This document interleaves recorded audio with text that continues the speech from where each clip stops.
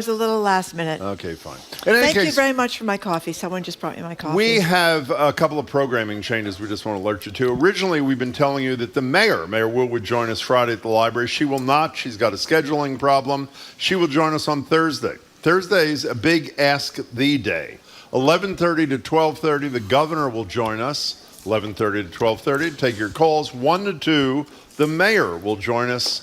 And by the way, they will both be joining us the day before the month-long shutdown of the Orange Line. No, that's going to be a good day for both of them. I think the nerve endings will be raw. Well, by the way, let me just introduce the topic. This is Friday night. I think it's at 9 o'clock. The Orange Line shuts down until mid-September. A couple of days later, the Green Line shuts down through Union Square, only that line. An entire month without one of the public transit system's most popular lines, plus this Green Line extension thing. Transit officials warned yesterday it won't just affect the lives of daily riders, it'll affect anyone on Greater Boston streets. If you drive, bike, take the bus, you walk, whatever it is, you'll feel it. So we want to open it up to you just days before the shutdown. How are you feeling? Are you apprehensive? Have you already changed your commute plans to avoid most of it? Do you have a plan? Are you pushing to go fully remote through the duration, or do you have to get into the city every day? Give us a call or a text, 877-301-8970, or you can tweet us at BOS Public Radio. Now, using it as an example, it's a 30-day closure. 30-day closure. Now, the first thing all comes the to mind. schools coming back, Northeastern, Right. Roxbury Community College, Okay. Bunker Hill Community College, not to mention the public schools.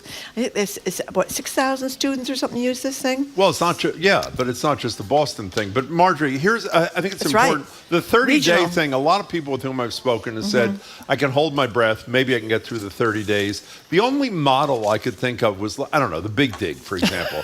The Big Dig, which was a huge project, much bigger. Big Dig. That was exactly That's on right. time, correct? Well, So- actually, no, it was 8 years. So it was 8 years late. Behind It was 8 schedule. years behind schedule. It's not that big a deal. Yes, what everyone used to say, it's always the same verb. The cost of the Big Dig ballooned from $2.6 billion to nearly $15 billion and $24 billion, according to the Globe, counting interest on the debt. You know, at this press conference that they had yesterday with the governor and all the other transportation people, they're talking about cutting roadway capacities in half on some streets, shutting down some roads totally so the shuttle buses can go through. I had the mayor of Medford on last night, who's sort of got a double whammy. Not only is she not going to have the Orange Line, but she is not going to have the Green Line extension to Medford, at least until November. That's the late 3 months. And I asked her if she understood exactly what was going to happen in Medford's 4 days before. Yeah. You know what her answer was? She didn't know. She had no idea. And she had, last week the T was not returning her calls. This is the mayor of Medford.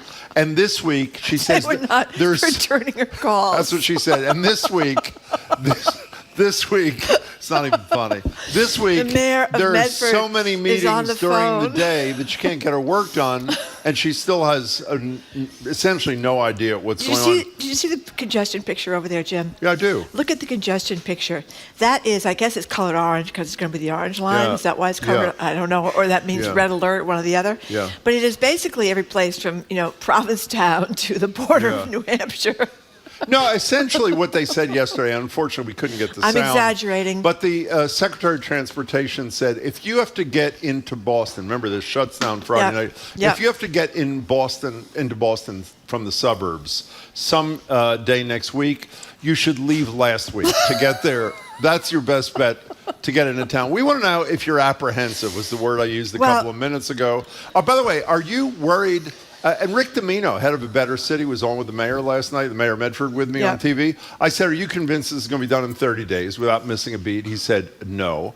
So, and by the way, he had a brilliant idea, which they rejected, which was, okay, fine to close down through Labor Day, 7 days a week, but starting Labor Day, only do nights and weekends. And he said his math was would only take an additional 5 weeks. We'll ask the governor that on Thursday. Why would he not buy into that? This is our life going forward. What do you we're mean? going to talk a little bit later with an environmentalist who knows all about asphalt and concrete. Climate resilience and infrastructure, and, yeah. and roads melting and train tracks buckling.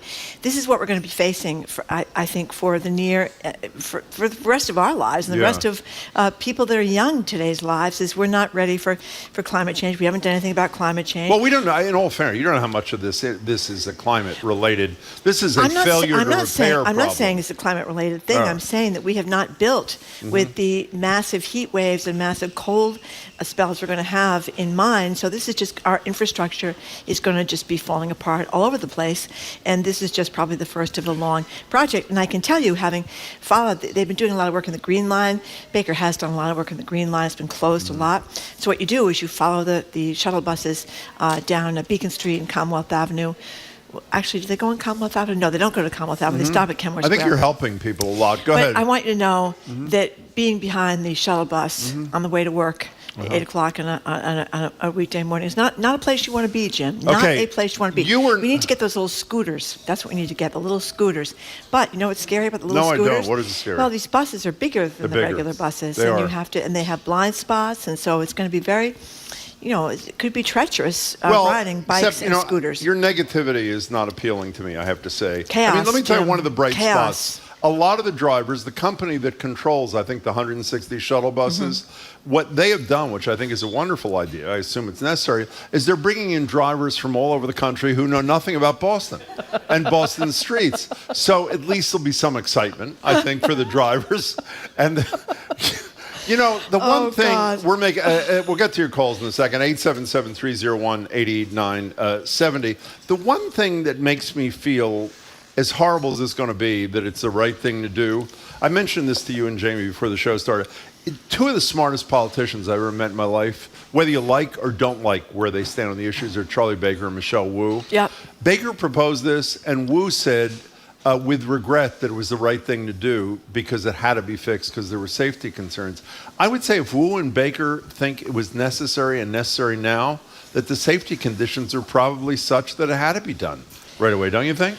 Well, as we've said before, when people are diving into the Mystic to get out of burning cars and people are having to get ladders out, Good Samaritan neighbors are bringing ladders down at T stations so that passengers can climb over fences to get away from the T over ladders. I mean, things have gotten into a bad place, not to mention, and that isn't the Orange Line so much, the Red Line, which for some reason has a runaway car problem that's been plaguing it for quite some time. So I think things are getting to a breaking point. It's been a couple of times there's been a runaway car. It hasn't been and by the way, only one person has jumped in the Mystic so far. Only one person. And you know what the good news is? So when the far. Orange Line's shut down for a month, no one's going to be jumping into the Mystic.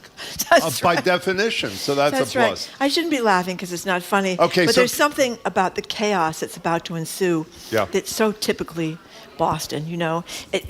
Rebecca, one of our staff, pointed out that the Summer Tunnel is also going through some closures as well. Weekends. Every weekend. Is this That's true? good. Can one of our colleagues check this? A texter says, don't forget the Tufts Medical Stop will not be getting any shuttle bus service. Oh, well, it's just a hospital, the texter. Can you check to make sure that we're giving out correct advice? We're not giving out any advice. We're trying to give out information. We want to know how nervous you are about this. I'm assuming most people who use the Orange Line or who use the Green Line through Union Square do have a plan. We'd like to hear what it is. Ken in Duxbury, you're first on Boston Public Radio. Thank you much for calling. Hi. Hey, thanks for having me. Sure. Appreciate it. Yeah, you used the word apprehensive. Yes, and I did. That's a word I think of often when it comes to Boston. I actually lived in Boston for 15 years and moved away for 5. And in returning, very apprehensive about all transportation options into the city.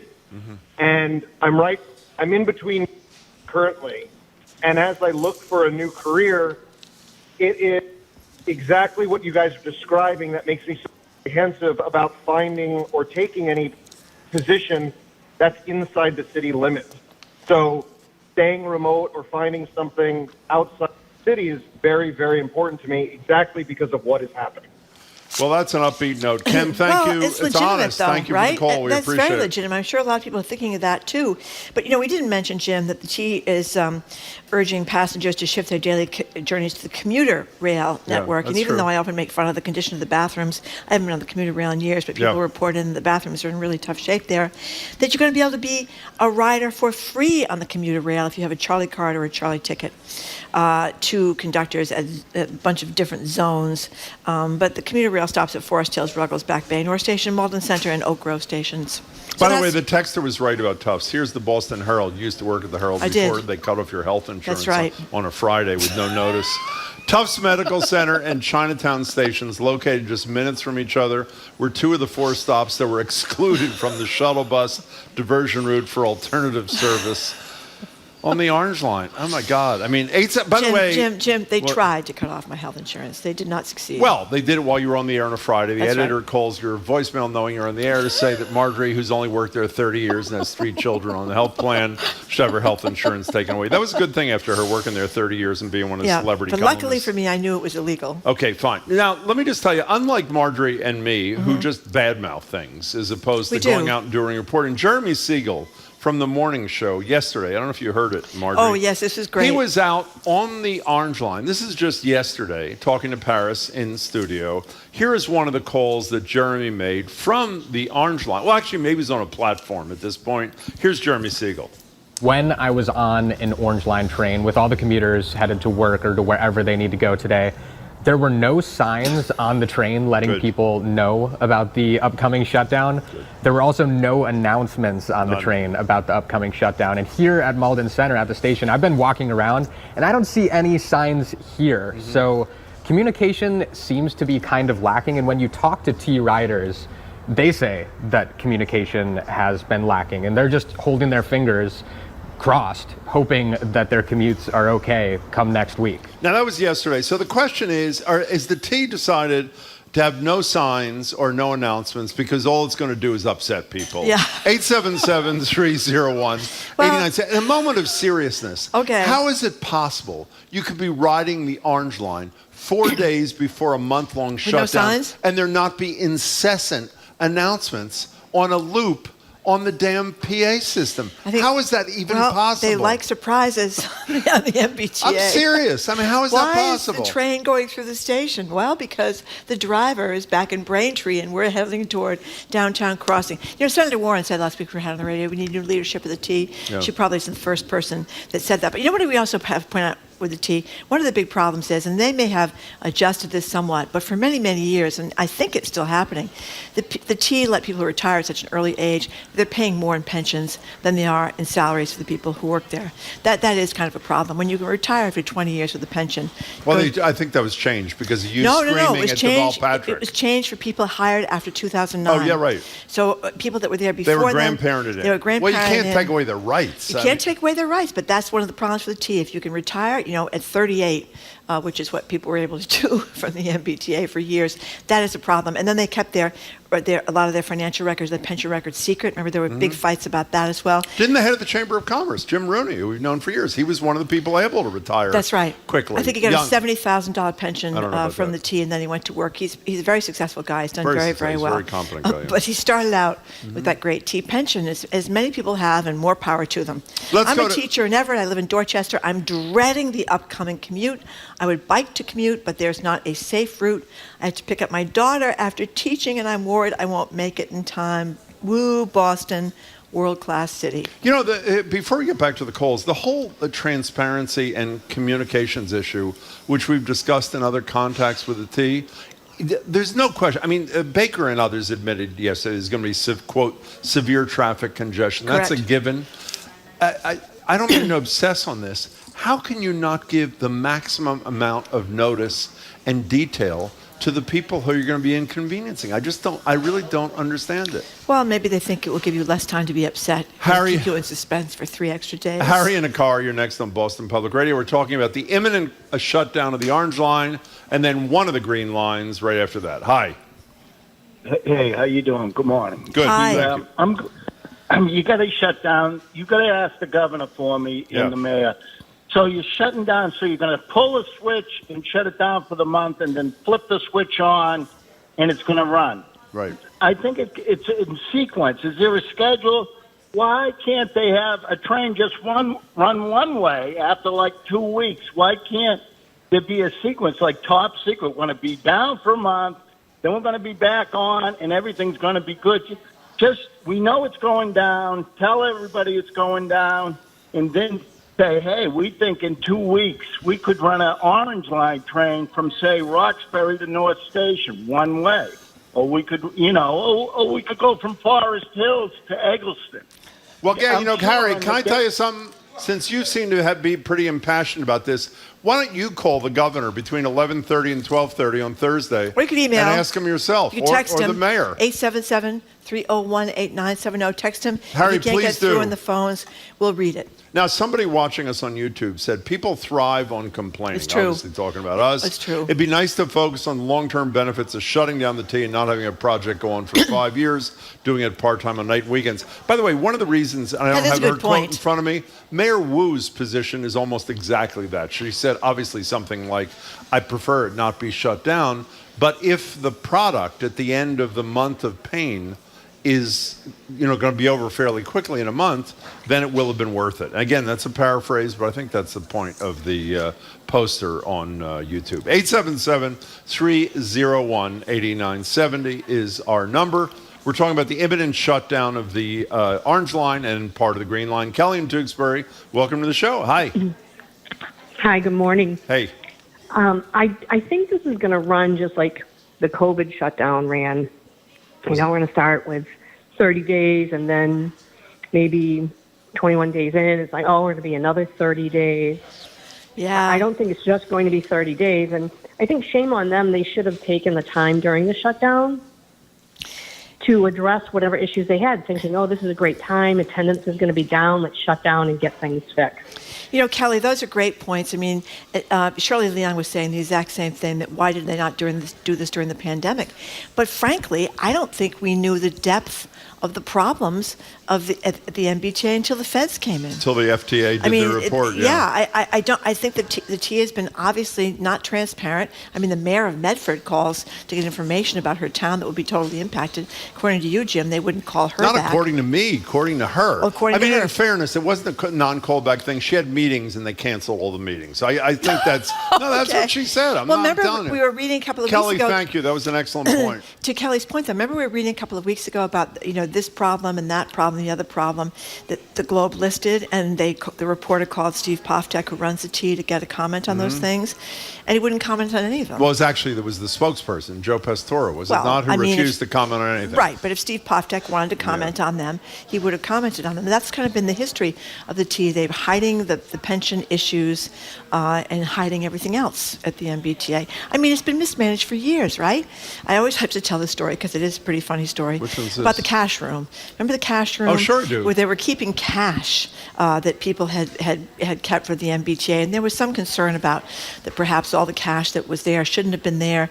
And I'll never forget the story. I don't know if it was in the Herald or the Globe about someone going over to the cash room. I think it was the Herald's, a huge photograph on page 1, if I remember. Yeah, people were barbecuing. They were in cargo shorts and flip-flops. The people that were supposed to be in charge of the cash room out there making cheeseburgers or something like that. I mean, it's just been kind of a laughingstock for as long as I've been here. One of the things I think the governor's going I'm sure the governor will tell us on Thursday, is he has invested somewhere in the neighborhood of $8 billion. He's done more than anybody. In the capital thing, but it's obviously not enough. And, in all fairness, while Baker's going to take a lot of the blame, the Democrats in the legislature, as I've said for years, have enough votes to override anything Baker does. If they wanted to increase taxes or redirect money to the T for operating expenses because they didn't think Baker was doing enough, all they had to do was do it. If Baker vetoed it, then they override his veto. So this is a Beacon Hill thing, not just a Charlie Baker thing. As I said, and correct me if I'm wrong, he's done more than anybody in terms of recent governors to do anything. Deval Patrick didn't do nearly this much.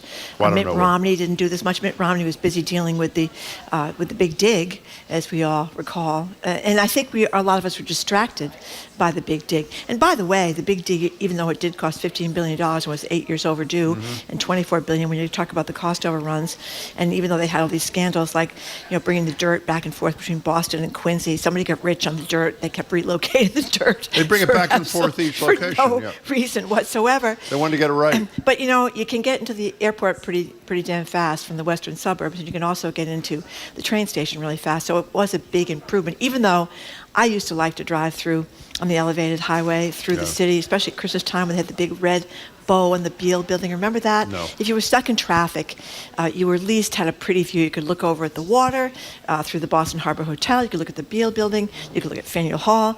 Now you're stuck in traffic in the Big Dig, and you're just stuck in a tunnel, and you get nervous being stuck in the tunnel because, of course, remember years ago, Jim, there were some heavy-duty leaks in the tunnel. Well, there were leaks. And people used to joke about needing flippers and a face No, bag. actually, you used to joke about needing flippers. You're going to drive through the tunnel. You better come equipped with your scuba gear because you never knew when it might be a by problem. the way, you know what happens with this? This is sort of like discussing Donald Trump. You get so knee-deep in it, you never step back and actually think about it.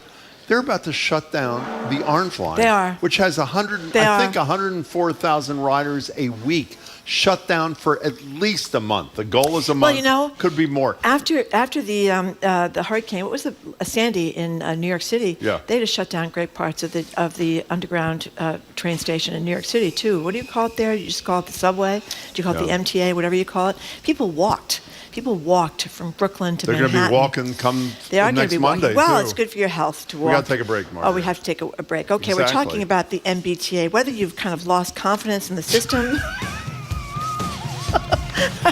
I don't think that's our question. I don't think. Sorry. Marjorie was trying to say, just because you won't be able to get to the doctor, to school, or to work, have you lost confidence in the system? Why would you? Our number is 877. Oh, here she goes, unprofessional Marjorie. I'm not going to bail you out. No.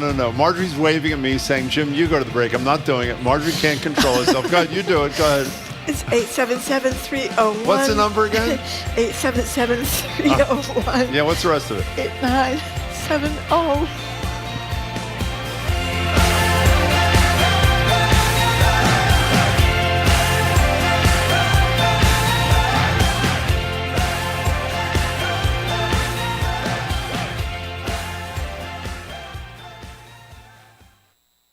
From the GBH Newsroom, Priced Out, the fight for housing in Massachusetts. We started this project by looking at data, and it's been extraordinary to see just how much home values have increased over the past 10 years. The increasing cost of housing and the people struggling to stay in their communities. What happens if we don't address this? I mean, are there larger economic implications for the region, for the state, if people cannot afford to live here? Available now at gbhnews.org.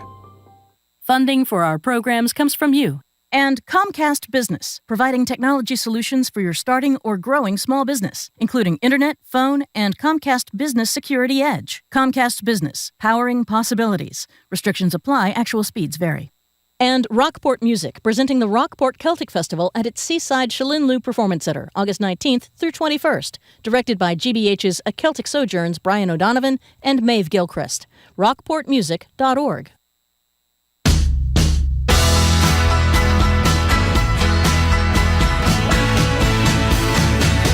Welcome back to Boston Public Radio. Jim Browdy and Marjorie, and we're talking about what's going to happen Friday. I think it's Friday night at 9 o'clock. I hope I have that right. The Orange Line shut down theoretically for a month. A few days later, the Green Line to Union Square in Somerville shut down for almost a month to obviously make repairs. And the governor's position, in fairness to him, these repairs need being done. And the alternative was 5 years of weekends and I think nights. And this will at least theoretically be over with in a relatively finite time. You know, to make this discussion a little more upbeat and exciting Max than it is. No, I have an idea.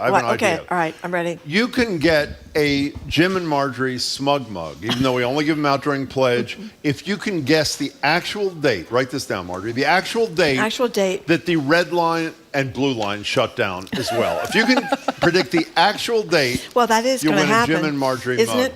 I don't know. But Maximus Shrewsbury has some good news. What is it? He said, if the T is shut down, if you're taking it eventually to the airport, it's no problem if you're late because the flight is probably delayed or even canceled. Cup half full. And then we have another email that says, my son works in construction. How could he work remotely? The fish rots from the head down. Why do the administrators at the T still have their job? And Rob from Lowell says, what's to worry about? I plan to jump on one of the daily runaway trains to get into the city. Let's go to Mary in a car. You're next on Boston Public Radio with Marjorie Egan and Jim Browder here at the library. Hi. Hi. Thank you for taking my call. Thank you for making it. What's up? Thank you. Love your show. Thank you. Well, first of all, I have to say I really like taking public transportation, Good. but it does require a plan. Mm-hmm. So the other night I live on the North Shore, and the other night I was planning on going to the Hingham Shipyard for a concert, meeting friends. So I mapped it all out. I knew exactly where and when and how I was going to get there. I get to the Wonderland station, which is on the Blue Line. I paid for my parking, and there was a gentleman working for the MBTA directing people to buses. Mm-hmm. Because evidently there was some problem on the Blue Line. Oh. So I quickly surveyed the situation, and the buses were probably 3 times the capacity that they should be. And I thought, well, this could be a super spreader. Mm-hmm. Well, that's and a good I thought, point. well, what do I? Yeah. They were just jamming people on those buses, and I had no idea what time I would get to whatever the next station was. So I decided, called my friends, and I went home. But I had already paid for my parking, and that's what really hurt. Yeah. Yeah. Well, I think a lot of people are not Mary, thank you for sharing the story. Shaky on the buses. I was criticized. I should be on the buses. Art from West Bridgewater said, since I'm a climate crusader. And he's probably right. I should be on the buses. But I need to get to work, before 2 hours is up. By Jim. the way, this is not an anti-bus position. I mean, people are transit people. Aloisi, Mm-hmm. Thompson, before him, before Stacy, Chris Dempsey. Big bus people. The issue is, are they going to be ready for these shuttle buses? As you say, they're bigger than regular buses. Yep. Some of the stories I'm sure you read yesterday, they had trouble making turns because of cars parked where they Yep. were perfectly legal, but not appropriate for these turns by these large buses. Are the routes all scoped out and that sort of thing? Again, according to the mayor of Medford last night, she didn't know what the routes were, the frequency, or anything like that. Greg from Mendon says the T kind of likes mystery, that they never tell you anything. When you're on the train, you have to get information from people, friends, and coworkers who are not on the train about what's happening with your train while you're on it. Could you repeat that, please? No, don't. Remy in Boston, you're on Boston Public Radio. Thank you for calling. Hi. Hi, how are you? I'm a long-time listener, first-time caller. Thank you Love so the much. show. We really appreciate it. So what I wanted to talk about is I heard Marjorie mention the Big Dig and how we were all kind of distracted by it. Yes. But I just wanted to bring attention how the debt of the Big Dig that was transferred to the MBTA in 2012 under forward funding has been a huge reason why we can't have these regular maintenance and infrastructure investments in the T. And, what are we going to do as a citizen group to get our legislature to address this problem? That is a great point, the funding thing with the T. There were lots of people, I remember at the time, Remy, who were worried about that and complained about it, but you're absolutely right. That just makes everything worse. Was Governor Remy, you seem to know a lot about this, do you? Yeah, I've done a lot of research into it, but I've been frustrated. I'm a regular Orange Line rider, so. Was Governor Baker the fiscal guy for the governor at the time that was done? I can't remember. Was he? Yes, I believe he was the head of ANF at the time. Administration and finance, the money guy for the So what are you going to do, Remy, during this shutdown, if you're a regular rider? So I ride it more for my personal use. I am a teacher in a suburb north of Boston, so I have to drive. I don't really have a choice to take the train, which is a whole nother bit. But I plan on either biking or walking as much as I can. Remy, thank you for the information. I'd forgotten about that. Thank you very much. Yeah, that was a great point. That's a great point. So, by the way, we're going to, needless to say, between now and the shutdown, we're going to talk about this a lot. As I said, on Thursday from 11:30 to 12:30, we have the governor taking your questions. From 1 to 2 on Thursday, Mayor Will take your questions. And our transit roundtable with Jim Aloisi and Tracy are on next week on Tuesday after the shutdown has been in effect for a couple of days. Now, I think before we should go, we should point out the red alert area goes from Franklin Park Zoo, Lars in Roxbury or Jamaica Plain. Is Franklin Park in Jamaica Plain or Roxbury? I'm not sure. I think anyway, in Roxbury. It's in that area. Lars Park Games, which is in Brookline, Boston College, that's out in the Newton-Boston line, Mount Auburn Cemetery, Cambridge, Medford, Malden, Everett, the Market Basket Gym in Chelsea, Revere. I don't go to Chelsea, I do Somerville. I mean, all these places are going to be impacted by the Orange Line. It's not just part of the city. And as somebody pointed out, it goes down to the Tufts Medical Center, which is on... That's not Harrison Avenue. What street is that? Is that Washington Street? I'm not sure. You know, just one last thing. You know that we're the number one congested roadway city in the United States pre-pandemic, and apparently traffic, even before this, was back to pre-pandemic levels. So if people are thinking that driving is going to allow them to avoid this, they would be probably wrong. Okay, coming up, we're going to talk with our sports authority, Trenny Kusnierek, an 8-year, they're 9-year-olds, I think, going all out in dreams of a career in the NBTA. How young is too young to be chasing careers in the MBTA? Oh, sorry. Why, so they can retire young? Sorry, not the NBTA. There are a lot of 9-year-olds working at the Basketball Association. Oh, that. 8-year-olds or 9-year-olds, these 9-year-old twins are going to join the NBA. Sorry about that, Jim. How young is too young to be chasing endorsement deals? You are listening to Boston Public Radio, 89.7 GBH.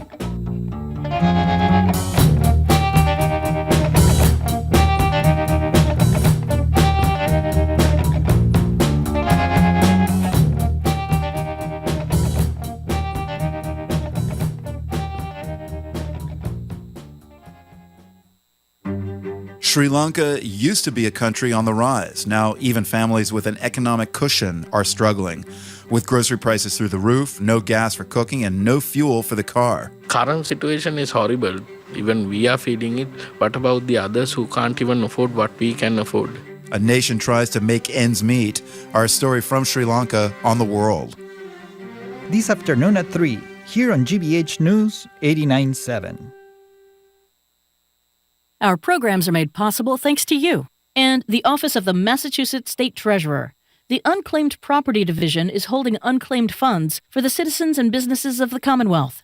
You can see if you have unclaimed money at findmassmoney.com. And the South Shore Music Circus, presenting an evening with a cappella group Home Free, Saturday, August 18th at 8. Tickets and more information are available at themusiccircus.org. That's themusiccircus.org.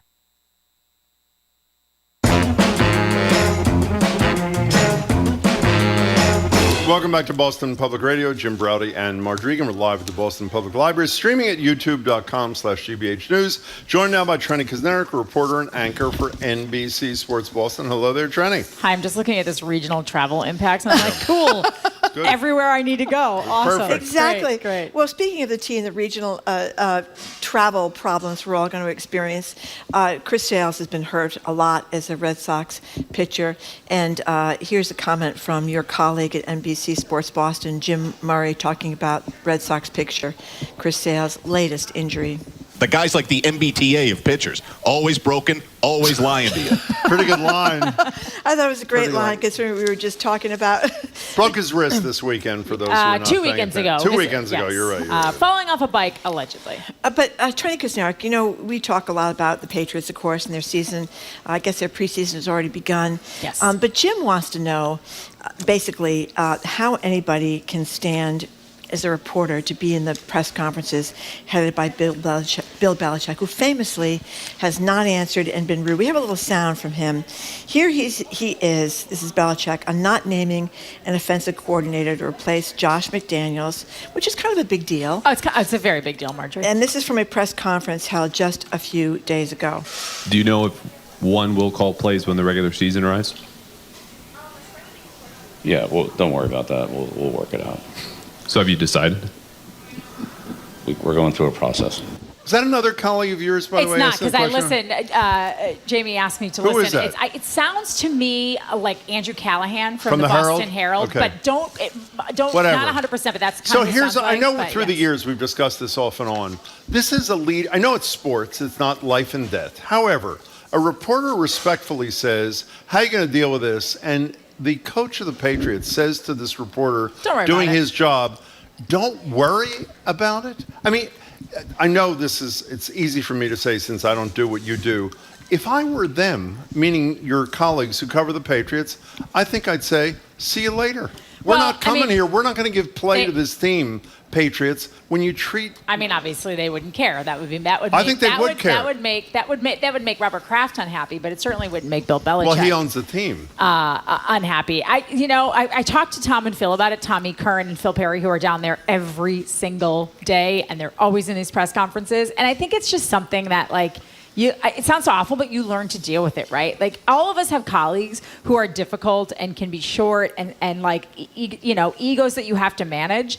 And I think I tell people all the time, like a big chunk of my job is just managing egos and making sure everybody's happy and that you're not upsetting the head coach, you're not upsetting, if you're in the field, that one of the players or a star player, like everybody's got to sort of walk on eggshells around these guys, and it's just like an unfortunate casualty. And you of the just job. accept You just it? I mean, honestly, I suppose it's probably similar to what it's like to cover politics, and particularly the White House. Like, think about what it was like to ask questions if you were from an outlet like CNN or MSNBC or NBC or ABC during the Trump administration. Well, a lot of reporters took them on, big time. And I will say this, that now I have noticed, and I think it's easier for reporters to do when your team's not very good, but if you listen to a press conference now, and I'll give the two colleagues, including Andrew Callahan, who's appears on our show quite often, and Curran and Phil Perry, Ben Volen from the Boston Globe, they'll push back. Back in the day, I think if Bill gave you a short, curt answer like that, they just, were like, okay, you gave us your answer.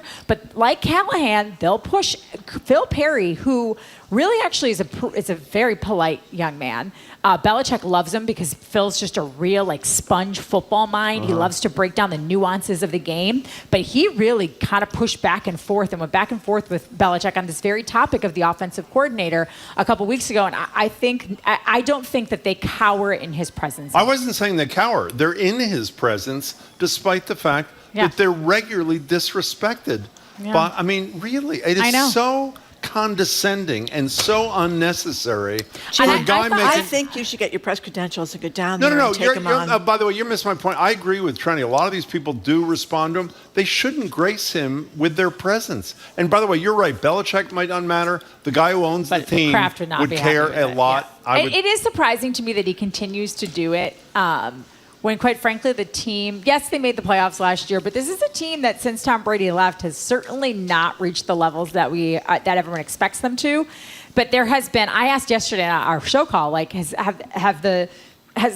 have the Patriots, been given a dose of some humility? Like, have they been humbled? I think was the term that I used, and they were like, oh, absolutely not. Bill Belichick still thinks that everything he's doing is absolutely right. Everything's going to be fine. They're going to be a championship team, even if that's not the trajectory they seem to be on. Speaking of not answering questions, we have any idea why Brady, I think he used to quarterback the Patriots, is disappeared for 10 days? What's the word? Apparently, it is a personal matter. There are different rumors. It is not what we do know for sure. So when this story first came out last week, I even forgot to put this in the email. Yeah. It's everything just piles up so quickly. So for those of you who haven't followed, Tom Brady is away from the Tampa Bay Buccaneers for a 10-day personal leave of absence that was pre-approved by the organization. Allegedly. This is weird because you're in the thick of training camp, right? This is when you work on things. And Brady has a new head coach. He has some new pieces on offense, like Rob Gronkowski is gone. They lost one of their key offensive linemen. So there are things that need to be worked on. And the first thing I thought, my absolute first genuine reaction was, I hope everything is okay with his mother. Who had cancer. Who had breast cancer. Right. When they played, I believe, in the Super Bowl against Atlanta, was when she was sick that season. And I just feel like, and that's what I was worried about. But then we found out from Ian Rappaport and other NFL reporters that there was no medical reason or family emergency that he was tending to. So now the rumor is that he just had a pre-planned vacation to take, and that when he was retired, by the way, he was retired for 40 days. And Yeah. also, you're a multi-millionaire. Like, for me to cancel a vacation, like, if we lose out on a couple $1,000s, like, that's a lot of money. For you, like, $3,000 could fall out of your pocket and you'd be like, oh, well, I lost $3,000. I'm not going to bend over. And not that they go on $3,000 vacations. They probably go on, like, $30,000 vacations. But even that, like, just reschedule it. To me, it's disrespectful to your teammates. I agree with It's you. disrespectful to the organization. Some people will argue that he has earned this right to kind of do whatever he wants to do. And I say no. I say that if you commit to a team, you commit fully to a team. I'm You don't totally work with you. 300, you don't work 7 days, or you don't even work 5 days a week, 52 weeks a year, where you get, say, 2 to 4 weeks of paid vacation. You have a whole entire end of winter, all the way basically into July off. You have just very limited time in those months that you have to be home. Well, also- if you don't want to make the commitment, then just retire and don't make the commitment. Didn't we always hear about his legendary work ethic, too? Yes. It seems like it's not... And that's what some people will argue, that, oh, well, he gave it his all for a long time. Well, that's great. If you want to keep playing, you need to... That'd be like me being like, yeah, you know, I've been in TV for 22 years, and guys, I'm just gonna like work from home some days. And I know it's the start of football season, but I'm just not gonna be there. I'm gonna take as much time off, and I'm gonna do this, and I'm gonna do that, and I'm not gonna answer the emails, because that's like kind of a lot. I know it's like our whole show prep, but it's like a lot for me. I'd rather just hang out in the morning and have coffee on my couch. Like, you worried about getting tired out early? But my whole thing, Marjorie, with that, because somebody else brought that up, so you can't stand on the sideline? Yeah. You can't at least be a presence there. Yeah. A presence, watching things, being in film That's a great sessions, point. doing some Yep. stuff. Like, you don't have to be out there running sprints in the Florida heat. Like, that's not, I don't think that would be necessary. You don't have to play in the games. You don't have to risk injury. But to not show the same commitment to winning football as your teammates, to me, is a slap in the face to your colleagues. You know what my response to this story is? Don't worry about it. We're talking to Trenny Kazmarek from NBC Sports Boston. My favorite story of the day, without a close second, is the story of a father who hopefully is going to be in jail soon. He is the father. His name is Jolly. We have some sound from him. We'll play in a minute. Could you tell us about the sons of Mr. Jolly, please? I stumbled upon this story Great yesterday when I was story. just like looking for stuff, and I went to the Washington Post, and I'm not even joking, like the headline on the Washington Post is best second grade basketball players in the country. And I was like, Second grade? Why is this even a thing? So I click on it, and there's this dad. He has I think they're twin boys. Twin boys. Ashton and Hunter. I believe that's right. They are second The graders. Jollies. They are second graders, and they are the two best second grade basketball players in the country. And his dad, their dad, is now monetizing them, and they're hoping that they can be the first elementary school NIL athletes, which is name, image, and likeness. So what you can do now in college, and now is like permeating the amateur ranks, is make money off your kids. So when these kids show up to a tournament somewhere, they have got Jolly Family shorts on and Jolly Family t-shirts, and they wear their hair in braids to their shoulders, and their father will not let them play for a school that will not allow them to have long hair. Like, he has complete control over them. Because that's part of their brand. Because that's part of their brand. Yeah. He tells they're second graders. I don't have kids, but I think my nephew is going to be in second grade this year. He's 7. He will turn 8 in March. These are 7-year-olds. He tells them every time they go out and every time they do something, they must keep their brand in mind. Like, what? I am usually like, well, maybe it's in the best interest of the kid. This is not in the best interest of the kid. I'm so with this you. is I have so a about the question. dad not making it. He was like a college. I think he got into like recruited for a college basketball team, didn't make it, ended up going and like selling pit bulls and Glory days. like it's him just trying to relive what he did not accomplish, and to me it's like borderline child abuse. Okay, here's some sound. This is the dad, Coach Jolly, talking to his sons, Henry and Ashton, about who their favorite NBA players. Hunter and Ashton, by the way. That's Hunter. a typo, yeah. Oh, Hunter and Ashton. Yeah, it's okay. Okay. I thought it was Henry and Ashton, about their 2 favorite NBA players. And then we have a clip of them practicing at 4 years old. Who's your favorite basketball player? Steph Curry and Michael Jordan. Kyrie Irving, LeBron. Whose size you want to be? I don't be Kyrie Irving's son. I don't be Steph Curry. Jump shot on that boy. Jump shot. He can't block it. Jump shot. Jump shot. Oh, get that stuff out of here. It's all right. You blocked it? Yeah. By the way, they're about to be homeschooled because if they're homeschooled, which is perfectly fine, they'll have more time to practice And also, basketball. they want to weigh their options as to where they will play middle school basketball. Okay, I have a question. I know there was a big stink about kids in college being able to make money off their names and images, which I thought was okay. I do too. They couldn't even afford sometimes to have their parents come out and see them play. But how did this... Wasn't there just some rules or something about kids in second grade? So they're not yet. So they are not sponsored yet. Like this is, I think what he's trying to do is have them become the first, like make these kids so marketable.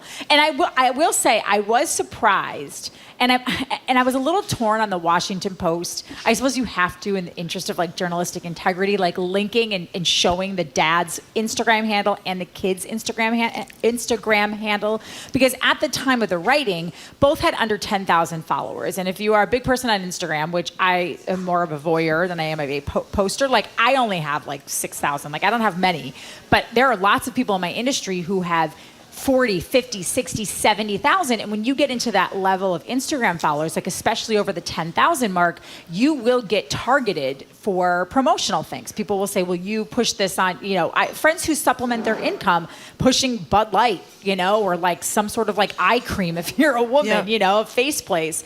It's just basically a way to get extra money or to get free things. They have gotten gear from certain, I don't think it said in the article who they get like their sneakers and stuff from, but it's not. The father, by the way, said they can't do Bud Light promotions till they're 10. Yes. So I thought. But here, did you get to the end of the article? Oh, this is really what bothered me the most. What's that? He has them working out 35 hours a week, including having to make 400 shots a day. To me, like, do you want to physically harm your child? Like 35 hours a week for working out. Like he's having a second grader lift. You do not need to lift. You need to be running outside and playing and having fun. Do you watch video of these kids playing? I mean, they're great. They are really. They're great. I mean, this is not a defense. They are really good. Did you see the quotes from the mother, though? But they're also like, okay, so they might be really good at. I'm not defending this. What happens if one doesn't have a growth spurt? What happens if they're neither under of them 5 do? feet tall? That's right. Yeah, like what if they don't get tall enough to make it to the NBA? What if as they grow into their bodies, they just aren't as athletic anymore? Like just because you can do something in second grade, like I can do cartwheels in the second grade. I can't do a cartwheel That's not the question. The question, with all due respect, is not what if they don't make it to the NBA. They are children. They shouldn't have to try to make it to the NBA. They shouldn't have to spend every day, 7 days a week, playing basketball so they can be pros and make their father happy. Right. Did you read the quotes from the mother? Yes, go ahead. She does not sound like she's really not all completely on board. She said it's a crazy world. Sometimes it's really stressful for Henry and me. We're literally stressed. Sometimes she's like, Henry, this is her husband. I can't deal with this. Some days I have to tell him I can't talk about basketball right now. I just can't. I'm tapped out. Yeah, it sounds like maybe the marriage might not last. Yeah, I mean, she's and I remember thinking back to the King. The Serena Williams story, King Richard, the great movie that we saw about the Serena and Venus Williams. They were older. They were young, but they were older before it really started intently, as I recall. Tiger Woods wasn't older. Tiger Woods was 3 years old or 4 on the Tonight Show. And when you think about the complicated relationship he had with his father, and that's just like, to me, you're not doing this in the best interest of your child. You might say you are, but what you're really doing, it's in the best interest of you. You are making money off your kids' talent and off your kids' back. And I'm all about, if they love something, fostering that love. But also there's somebody has to be the adult in the room. Someone has to say, to use my sister as an example, she really encourages her kids to play multiple sports so that they don't get burnt out, so that their body is like, hey, we are going to skip this tournament today. I know you really want to play in this soccer tournament with your friends, but it's your cousin's birthday party and you don't want to miss these things and you want to still have time to be a kid. You don't want every minute of every day and every weekend being swallowed up trying to chase some sort of athletic dream. And that to me is just responsible parenting, that you have a good balance for your kids. Yeah, we've messed up these names completely. It's Ashton and Henry. Oh, it is Henry. The Hunter is the third 6-year-old who's not yet emerged as the best basketball player in first grade in the entire nation, but maybe there's hope. So it is Ashton and Henry, and Hunter is the third brother. Is the third kid, yeah. And Henry's also the dad. He's Henry Jolly the third. Oh, that's right, Henry the fourth. And you know what? I also is wonder the why, player. if they're 9, if they're in second grade. you should be older than, you should not be that old in second grade, which No, makes me you wonder. should be turning 7. No, you should be turning 8. So my nephew is born in March. He will start second grade as a 7-year-old. He'll finish second grade as an 8-year-old. Well, why are they 9? It makes well, you they wonder must if they've be going. kept them out of I was school. going to say, I wonder if they're going into third grade now. Because if they're 9, that's way behind, right? That would be like Well, you but would go first, 9, 10, I think like what you'd be they like say in 2 the years story behind. is Henry or Hunter or Ashton, they had them, instead of first grade, they were working in the coal mines in West Virginia just to make a few dollars so they could sustain for the uniforms. They first and had all to this kind of raise money so that they could make money for their. By the way, if you want to read this story, which is great, the name is Jolly, Jolly, and it's in the Washington Post, right? Yeah. Not the New York Yes, Times. okay. Washington Post, We don't have much time left here, but Kevin Paul DuPont wrote a great piece in the Oh my Globe God, wasn't it fascinating? about pythons taking over the Everglades. And the scariest thing is that they've run out of all their food. They've eaten all the rabbits, deers, foxes, bobcats, birds, opossums. There are hundreds of thousands of these pythons, maybe millions of them, and there are only 500 people actually living on the Everglades. I was left with the horrible picture of the pythons now eating the human beings because they're out of other animals to eat. They don't eat them, by the way. They squeeze them to death. They squeeze them to death. Then they do eat them after they squeeze them Oh, to they death. do when they're dead? What do you think they're killing them for? Well, that's a good question. That's a very good point. The python problem has now sparked a python hunt. Like you pay to hunt the pythons, and that's supposed to at least start a way to help control the population. But what was fascinating to me, one, is that so many people sign up to. You can't you can bring a knife or a pistol with you, but that's not how you hunt a snake. Nope. How you hunt one of these snakes, which is like feet long, you grab it by the tail first, and then as it thrashes backwards, you grab it by the front, I and then you take it and like hold onto it. Can you and put imagine? it, could you? I could 20 never. feet long? I could never. 200 pounds? Was it a python that was in the New York Times a couple of weeks ago, the biggest python in history captured in Florida? Was it a python? I don't know, but I think it was a python. All of these reasons just continue to hammer home why I don't really love Florida. Yeah. I don't know. And they're talking about the only things that pythons can't get are alligators, but they can get baby alligators. They can't get big alligators. So it's the alligators versus the pythons in the Everglades. And apparently what they're trying to do is like reintroduce more bobcats to the area because bobcats feast on python eggs. So if the bobcats eat the eggs, then it controls the population of how many pythons are like spawned. So but who wins? Because of climate change. I hate the term global warming because then people go, oh, it's really cold outside, global warming. So climate change, because of climate change, there are fewer freezes. And so the eggs don't die. And so it's like this perfect mix of like really warm, inviting weather to continue to reproduce these pythons. Cy Montgomery's here tomorrow. We got to ask her we what want she to know do with if them. it's pythons versus bobcats versus alligators, who wins? I think a full-grown alligator might take them both. Okay. Yeah. Trenny Kusnierek, thank you very much. But ask Cy, she would know. Trenny Kusnierek joins us every week, and we love that she does. She's an anchor reporter for NBC Sports Boston. Coming up, Michael Curry joins us to talk about Massachusetts' new mental health law, how it aims to reduce wait times for mental health care, which we are in dire and desperate need of. You're listening to Boston Public Radio 89.7 GBH. We are broadcasting live from the Boston Public Library, and we are streaming on youtube.com/NBC News.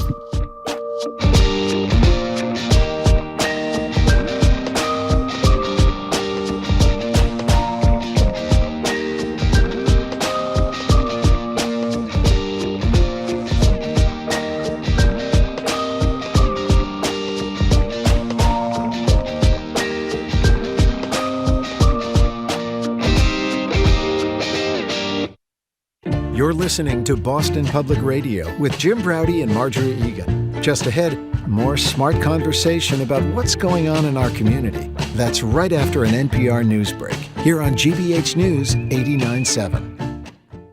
Support for our programs comes from you and the Boston Speakers Series, returning to Symphony Hall for 7 evenings, featuring former CIA Director John Brennan, author Eric Larson, and 2021 Nobel Peace Prize winner Maria Ressa. BostonSpeakers.org. Boston may not be the center of the world, but if you want to be in the know, Jim Browdy's show should be the center of your weeknight viewing. Tune in to Greater Boston, Monday through Thursday nights at 7 on GBH2. I'm senior investigative reporter Philip Martin, and you and I are listening to 89.7 WGBH, WGBH HD1 Boston, online at gbhnews.org. Boston's local NPR.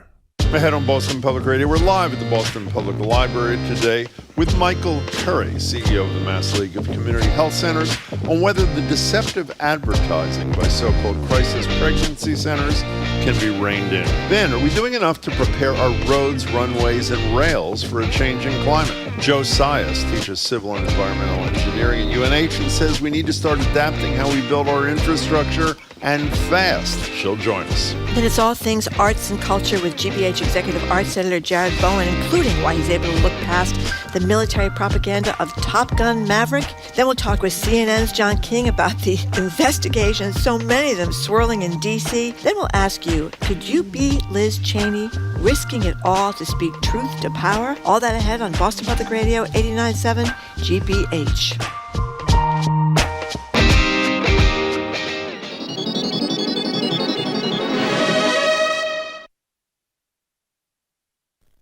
Live from NPR News in Washington, I'm Lakshmi Singh. President Biden's preparing to sign landmark legislation today addressing health care and climate change. NPR's Barbara Sprunt reports on the mammoth spending bill Congress approved following months of negotiations. The roughly $700 billion legislation cleared Congress with full Democratic support, but without a single Republican vote. It includes an unprecedented amount of money to fight climate change and will enable Medicare to negotiate prices on some prescription drugs, which has long been a priority for Democrats. That's NPR's Barbara Sprunt reporting. Today's primaries will offer yet another test of the power of former President Donald Trump's campaign to oust congressional Republicans who publicly criticized him. The most prominent of the season is playing out in Wyoming today. Representative Liz Cheney, the ranking Republican on the House Select Committee that's investigating Trump's role in last year's riots at the U.S. Capitol, has been facing an uphill battle to sway voters in a state that overwhelmingly supported Trump in 2020. Here's NPR's Deirdre Walsh. Cheney's message in her final campaign ad focuses on Trump's lies about the 2020 election, which she calls insidious. The door Donald Trump opened to manipulate Americans to abandon their principles, to sacrifice their freedom, to justify violence, to ignore the rulings of our courts and the rule of law. Trump endorsed Harriet Hageman, an attorney who's comfortably ahead in the polls. Cheney was one of 10 House Republicans to back impeachment after the January 6th attack. 4 are retiring. 3 others lost to Trump-backed challengers. If Cheney loses, only 2 remain on the ballot in November. But a primary loss won't be the end of Cheney's fight against the former president. More hearings on January 6 are coming this fall, and Cheney could launch a 2024 presidential bid. Deirdre Walsh, NPR News. The European Union is trying to salvage a nuclear deal with Iran and is studying Iran's latest response to its proposal. While those talks continue, the family of a jailed American is urging the United States to do more to resolve that case. Here's NPR's Michelle Kellerman. Iranian-American businessman Siamak Namazi is marking 2,500 days in jail. His brother is calling on the Biden administration to engage directly on the issue of Americans held in Iran because the nuclear negotiations are, in his words, mired in uncertainty. Namazi's father is also stuck in Iran under a travel ban. The U.S. has been raising these cases on the sidelines of European-led talks to revive a 2015 nuclear deal. The EU put a final offer on the table this month, but Iran is still seeking what it calls flexibility. The Trump administration left the deal, and Iran has since ramped up its nuclear program. Michelle Kellerman, NPR News, the State Department. This is NPR News. Good afternoon. With the latest from the GBH Newsroom, I'm Henry Santoro in Brookline.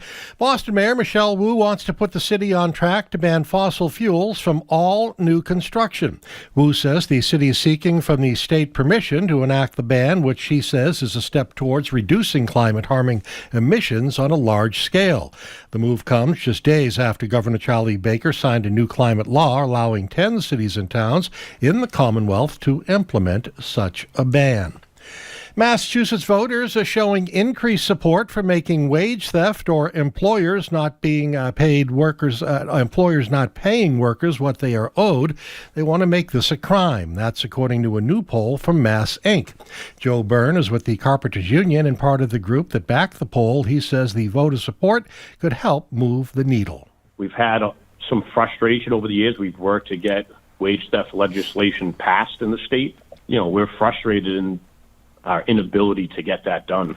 Wage theft bills are notorious for stalling out on Beacon Hill. And having been given a poor reception in Italy, the Domino's pizza chain is packing up its pizza boxes and heading back to the States. Domino's, which operates 6,100 locations here in the U.S., originally planned to open 880 locations in Italy, but only managed to open 29, and most of those have already closed. Why didn't the locals warm up to Domino's? Well, maybe it was the Philly cheesesteak pizza or the Cali bacon ranch pizza that they didn't like. Or simply put, maybe it was the domino effect. 77 degrees in Boston. This is GBH News. Support for NPR comes from NPR stations. Other contributors include Fisher Investments Wealth Management, offering guidance on retirement income, Social Security, and estate planning. More at FisherInvestments.com. Clearly different money management. Investing in securities involves the risk of loss.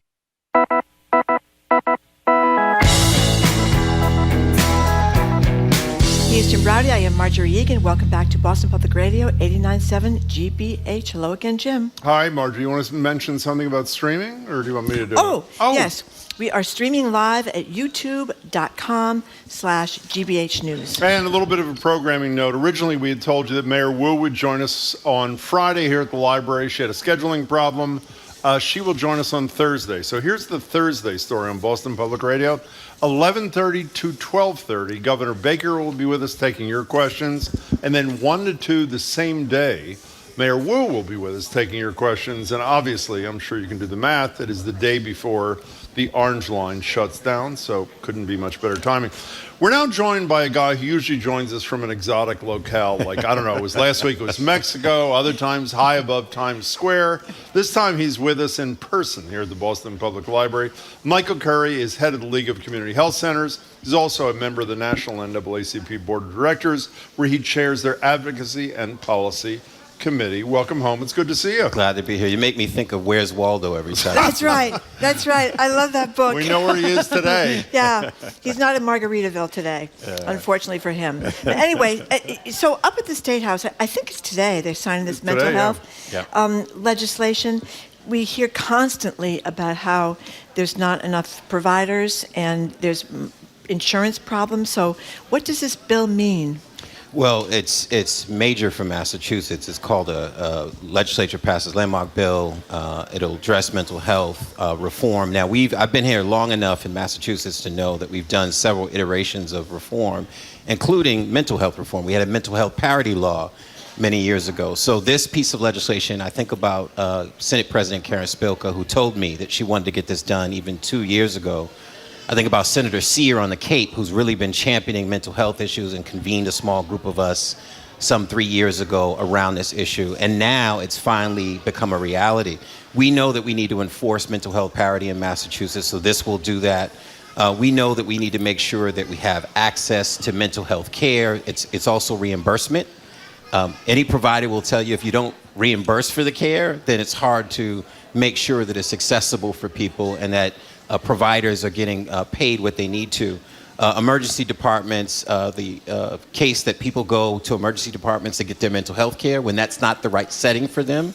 They may need an inpatient stay. So there's a lot in this bill. I'm excited that I'll be leaving here in a few minutes and headed down to the State House for the signing.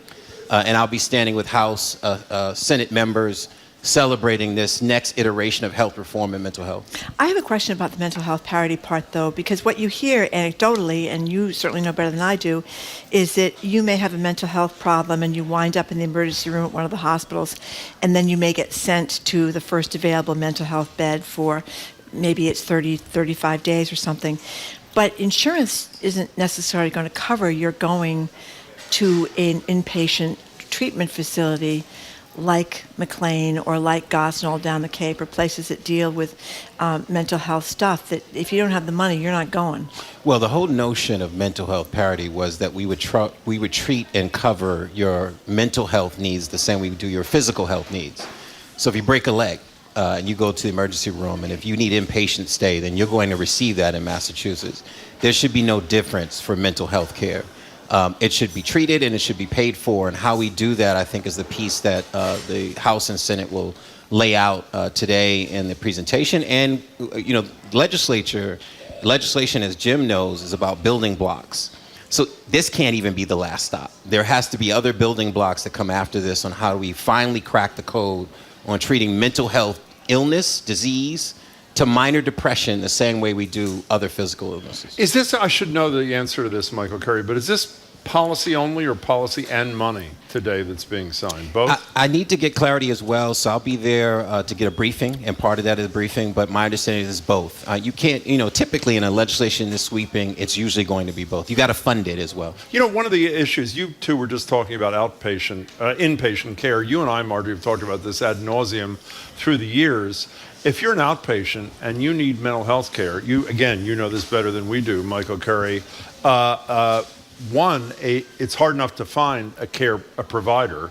And two, if you find a provider, a huge percentage of them, for understandable reasons, don't take health insurance. And as a result, you got to front the money or pay the money in a lot of settings. And I'm hoping, again, that it doesn't just deal with the inpatient portion of this and just the rhetoric, but the outpatient part of it for moderate income people who just can't afford the $200 an hour or whatever the going rate is. There's so much complexity to it because you can't solve for access issues without solving for the workforce challenge. Right? Of course. We need a whole new generation of mental health providers to be ready, prepared to treat patients. We need a whole generation of culturally competent and diverse providers to be able to meet the needs of the diverse communities that we serve across the Commonwealth. None of those things are easy because we need to invest in them and we need to prioritize them. And I'm hoping today's legislation announcement is really the first major step after health reform, mental health reform years ago, in that direction. We have been, and I think we did with you last week when you were in Mexico, we've been trashing the legislature for leaving town for a 5-month vacation. Congratulations to them for sticking around for this. And by the way, Senate President Spilka has been talking about this for years. She deserves, as you gave her, a lot of credit for being relentless about this. That's the good news. The bad news is they left town before doing the $4 billion economic development bill, which included all the tax breaks that both Baker and the legislature were talking about, the rebates for moderate income people at $250, $270 million for affordable housing, obviously all needed. What they also didn't fund, because the economic development bill didn't get addressed at least yet, is subsidies for hospitals, where apparently there are major losses. From what Margie and I read, a significant chunk of the losses gets back to what you talked about a minute ago in another context, labor shortages, having to hire nurses from all over the country to fly in to do that kind of work.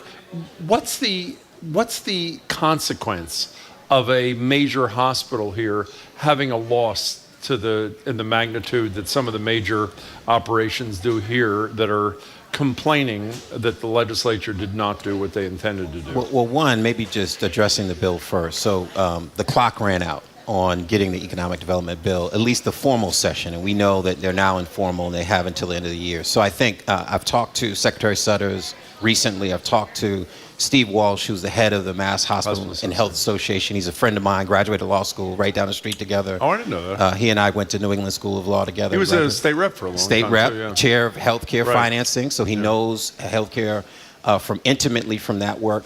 He and I had a conversation. So there's still a window that's open. My understanding is they're talking, they're meeting.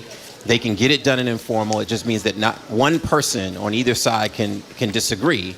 They need to get to a full consensus and agreement that everyone's on board with whatever that proposal is. There is, I think, $400 million in that pot to really reposition or address the financial challenges that hospitals are facing. That needs to get done. We can't afford for our hospitals to be weakened. We know that they're facing so many issues on workforce, higher compensation because people can compete, they can leave.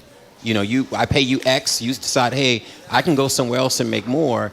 And that churn of employees is really impacting. And then there's a nursing shortage, so many compilation of issues that are impacting hospitals. And interestingly enough, there's $70 million in there even for health centers to help For you. with our failing infrastructure, to build. You mean that $70 million that you were counting on that you didn't get out of this economic development bill either? We are very much focused on the economic development of it as well, because we want to make sure.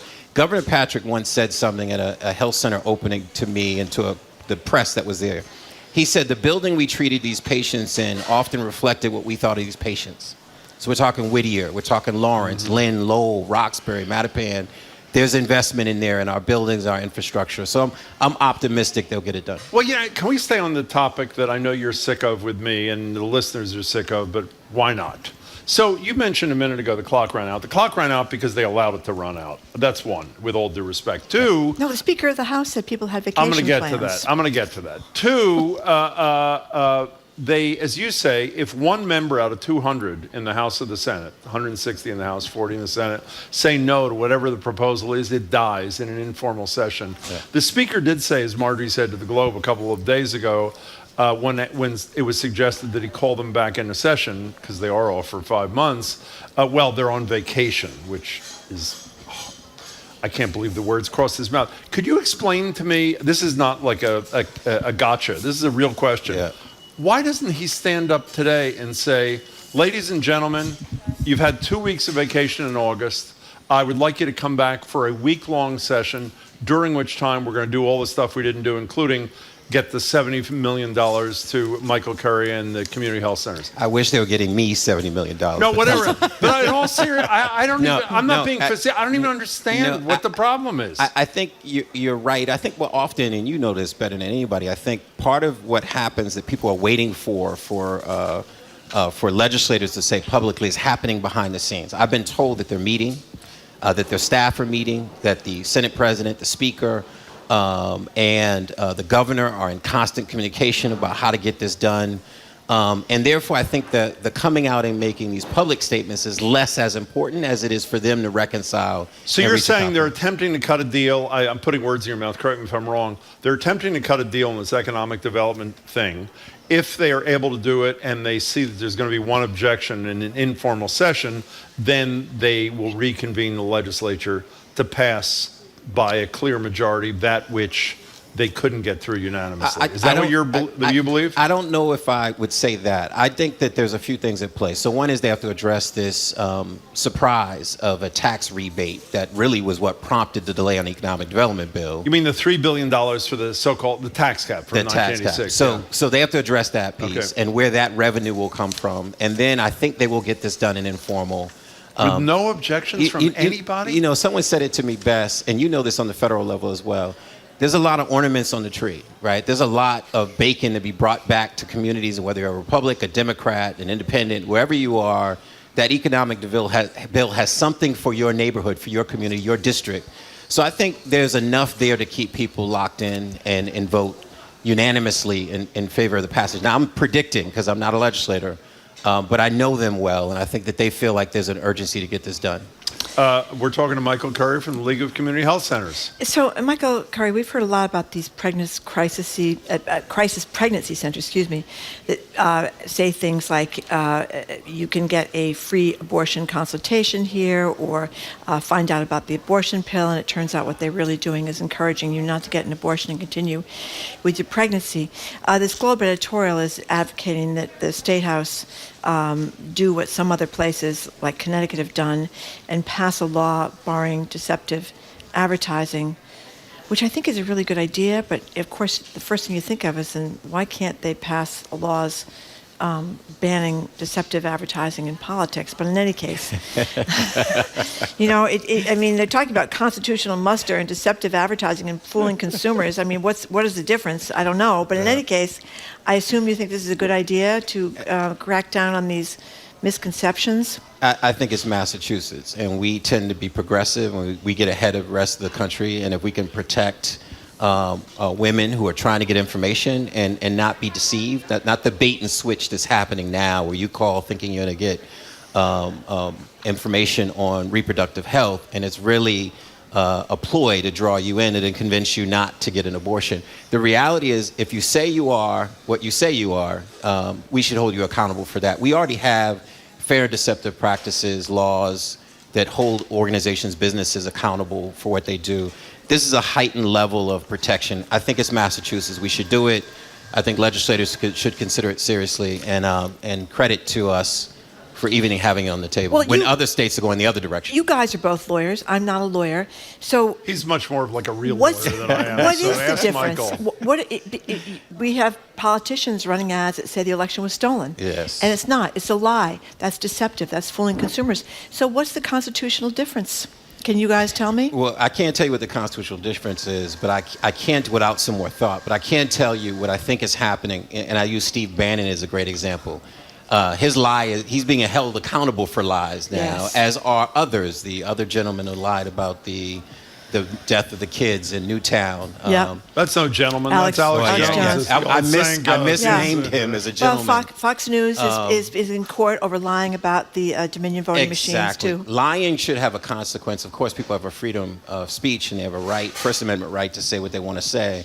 But there are restrictions on that. And I think people, lawyers, activists are now trying to find a way to go after those that are misleading the public and to our detriment in some cases jeopardizing our safety. They should have consequences. You know, I want to be clear about, you mentioned the Globe editorial talks about this. Correct me if I'm wrong, Marjorie or Michael. They also went out of their way to say, they're not saying that these crisis pregnancy centers cannot continue their anti-abortion ways. Correct. They're obviously fully entitled to urge people not to get an abortion if that's what they believe in. They are solely focused, and apparently the reformers are solely focused on the misleading statements that obviously can have serious health consequences for a woman, her family, all that sort of thing. So, Michael, first of all, before we move ahead here, $70 million is a lot of money. I'm sorry, Richard. What's the total budget of the League of Community Health Centers? Well, you kind of misnamed it, too, because it's because all the centers. Each of them have varied budgets. So, you have health centers that have a certain patient population, and they have, East Boston is the largest health center. Some of the smaller health centers, particularly out Western Mass. So it varies. But the reality is the need of capital investment is somewhere north of $400 million. That means you may need a renovation so you can build another wing. Is that what the $70 million is for? Is capital stuff? It's all capital, and it's about building on it's IT infrastructure. It's new sites because we're expanding. More patients are coming in. How do we meet that need, that growing need? So $70 million is included in that economic development. Speaking of the East Boston Neighborhood Health Center, Marcela Garcia, who's a Globe columnist and part of the editorial board, is with us monthly. Let me read the first paragraph of her piece entitled A Breach of Trust in East Boston. And this is one of the community health centers that you oversee as the head of the League of Community Health Centers. For months, 10 Latino patients, nearly all women, have been trying to have their voices heard. They have serious complaints about the quality of care that they've received at East Boston Neighborhood Health Center. Tell us what the complaint is, and then tell us what your position is on this, Michael. Yeah, just a correction, oversee versus we're a membership organization. So we serve them similar to the Hospital Association serves its members, right? So we don't oversee, we're not a regulatory oversight. That being said, so, I know Yvonne at the Lawyers Committee very, very well. I was president of NAACP. I worked with Lawyers Committee on many cases. And they're representing these, and they're representing them. There were some patients, a collection of patients that felt that the care they were receiving was inadequate. And they felt, in some cases, that care may have been inadequate because they were immigrants. There was a child that died en route to the hospital as a part of that case. There was a cancer case that was allegedly not diagnosed. All of that, first and foremost, before any conversation happens, is tragic. And no matter where in any setting, a hospital, a clinic, a nursing home, a pharmacy, no matter where you are, any error in any setting should be taken seriously. Folks should be held accountable for that and make the changes necessary. That being said, these have been investigated.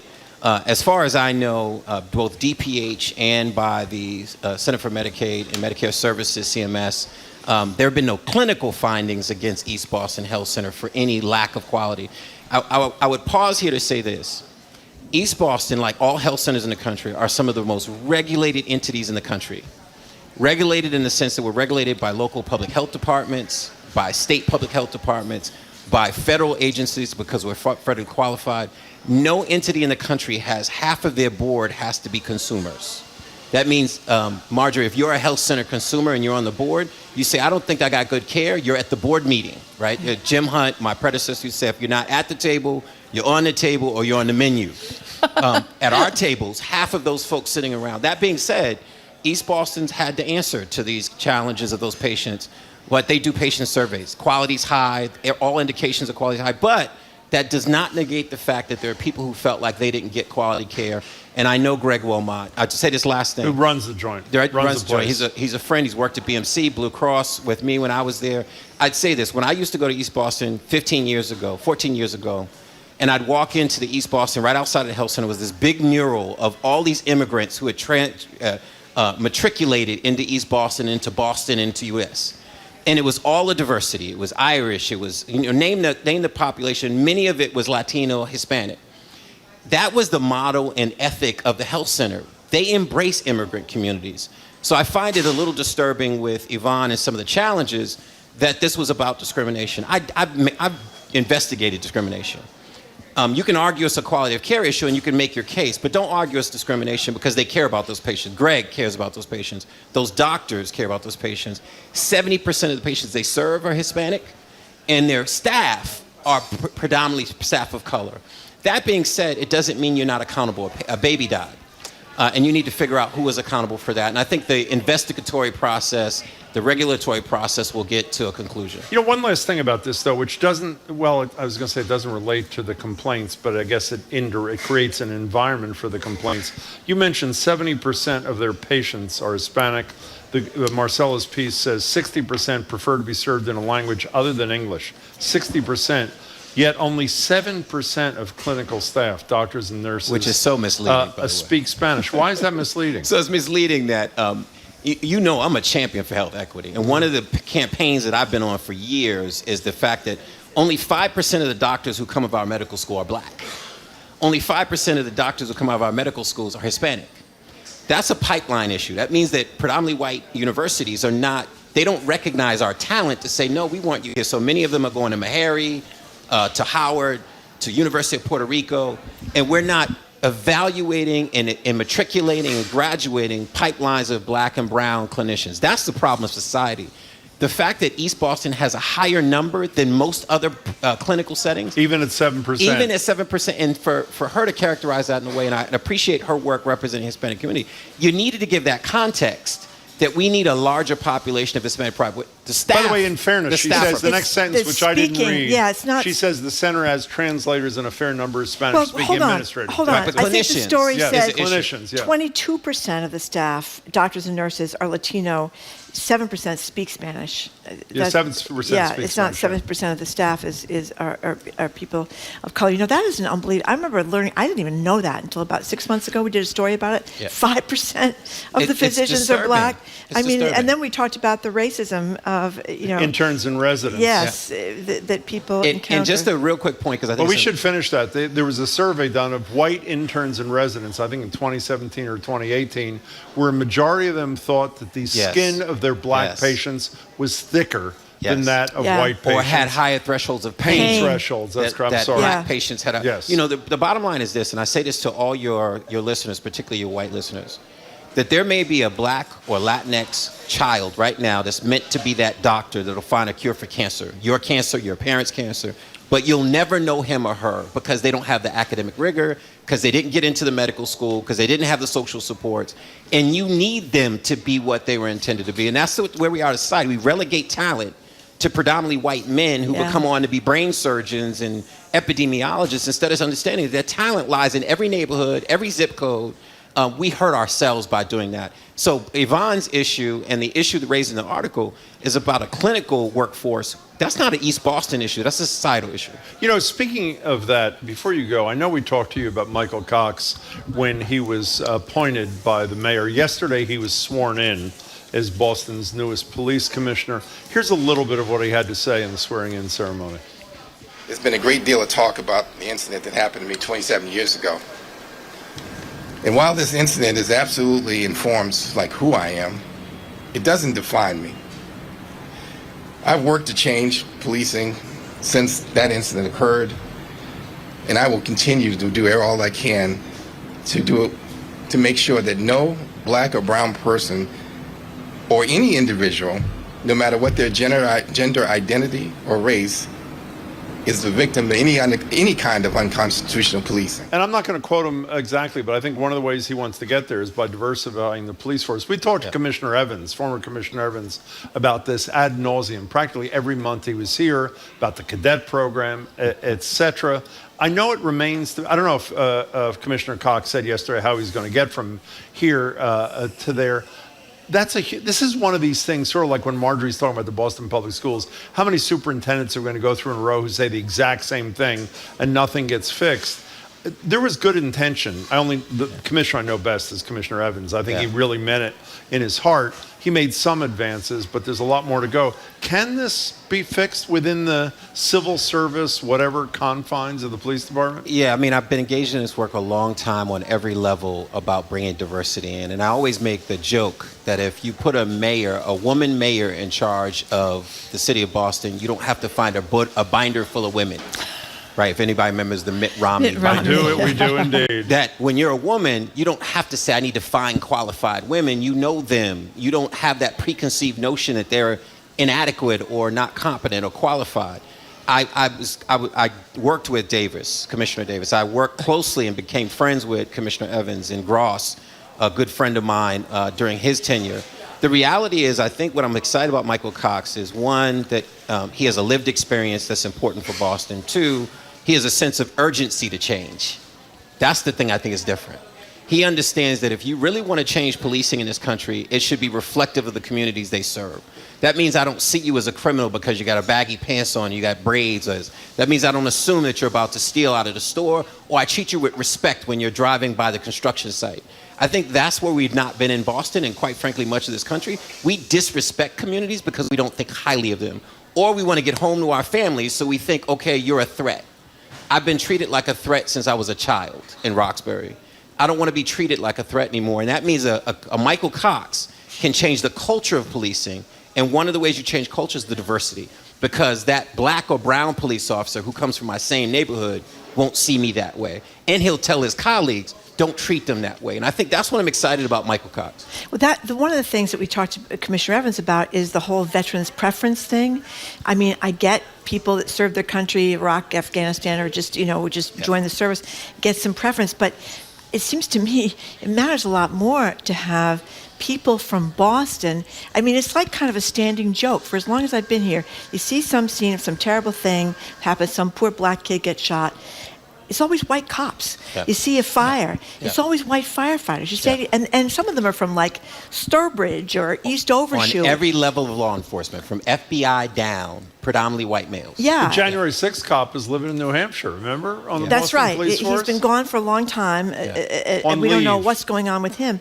So it does seem, I don't want to, veterans deserve help getting jobs, but it seems not at the expense of urban police departments. You don't even have to explain it, right? Veterans preference is a valid and a legitimate way to get veterans into our law enforcement, though there's some challenges with it because it's mostly white veterans, white male veterans. So we need to crack the code on that. The politics of that is hard. Now, I would argue if you get a legislators who understand that they want to respect veterans but not disadvantage communities of color from serving in policing, they'll change veterans' preference. But the politics of that is hard. So even when I was president of NAACP, I bring this up. People say, well, we can't touch veterans, right? Because it's politics. You don't want to get voted out of office. You don't want to seem like you're against veterans, right? Certain constituencies you don't want to mess with. Seniors, veterans, right? But what about people of color? What about communities of color who need representation? Or veterans from Boston. So you have to be willing, and that's why I think a woman, a person of color in those roles are more disruptive about the established notions of how to do things than typically, historically, white men have been who don't want to rock the boat, who don't want to be disruptive. That's why Michelle Wu is being really disruptive in who she appoints. Sometimes less experienced, sometimes we don't know their name, but she's changing systems and attitudes. And I think history will look back on her and others, Rachel Rollins, and they'll say, you know what, I'm glad we had disruption because disruption is always a good when we're stuck to the status quo. You know, before you leave, when you were talking about the police force reflecting the communities it's serving, and I worry that somebody listening saying, well, he's the former president of the NAACP here, he's now on the national board, what do you expect him to say? The most underpublicized decision that may have been the single most decision that the SJC made in recent years was a unanimous decision, 6 or 7 years ago, that saying heretofore to this point, if a person is running away from the police, you can presume guilt. But if the person running away from the police is a black person, you cannot presume guilt because of the history of persecution and unfair treatment of black people by police in this community. So, I mean, the SJC, all 7 of them, unanimously agreed with your thesis, which is a pretty good argument for change. So I think a state Supreme Court Justice, Budd, who the Budd family is friends of mine as well. The reality is that decision was critical, and most people don't even know about it. I can tell anecdotally. You can dismiss that I was NAACP president, that I'm on a national board. I'm giving you my lived experience. In my community, I was thought to be a criminal. I got stopped almost every time I drove my mother's car. I got disrespected when they'd stop me, even if there was no cause to stop me. The engagement was disrespectful. We walked around stores in Faneuil Hall, or Copley, or Coolidge Corner, or Cleveland Circle. They followed you around the store because they thought you were going to steal. It wasn't because I had some jeans on or a scully or a hat on. It was because I was black. And if we can't even know what our hallway reputation is, that the country knows us as being a racist city, and we can't really embrace that and say, okay, let's change it. How do we make sure we receive? The NAACP convention is coming here next year.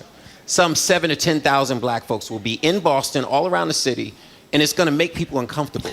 I'm going to tell you, it's going to make people uncomfortable. We used to do this thing in Copley, right here. We called it friendly takeover. We would just have mad black folks come on a bar, and all of a sudden the staff would get nervous. They would say, oh, is there a convention in town? And we would say, no, we're actually from Boston. Because the city's not used to us being here, and we have to be honest with ourselves. There's a culture here that sits under the surface. It's the iceberg, right? It's the culture underneath the water, that's not embracing and receiving of diversity in this city. I see that as a challenge and an opportunity, not an indictment, but it's real. You could indict us on that. But we really need to say, how do we change it so we greet you with a smile? So that we embrace the fact that you're not a thief because you fit a profile, and that we want black citizens, whether they're from here or somewhere else, to embrace Boston like every other Irish, Italian who were once discriminated against, eventually wanted to be embraced in Boston as well. We deserve that. We've been here. We built this city, literally. We deserve that kind of respect as well. Perfect place to end. Michael Curry, thank you so much for your thoughts. We really appreciate it. Enjoy the signing this afternoon. Thank you. Michael Curry is president and CEO of the Massachusetts League of Community Health Centers. He's also a member of the National NAACP Board of Directors and chair of the board's Advocacy and Policy Committee. And we very much appreciate it. And he's actually here. We should reemphasize. He's here. He is actually here in person. That's right. It's shocking. Okay. Good to see you, Michael. Thank you very much, Michael. Coming up, record temperatures this summer literally melted airport runways in London. We're going to hear from Joe Sias, civil and environmental engineer at University of New Hampshire, about how we need to adapt our infrastructure ASAP to respond to a climate emergency. You are listening to Boston Public Radio 89.7 GBH.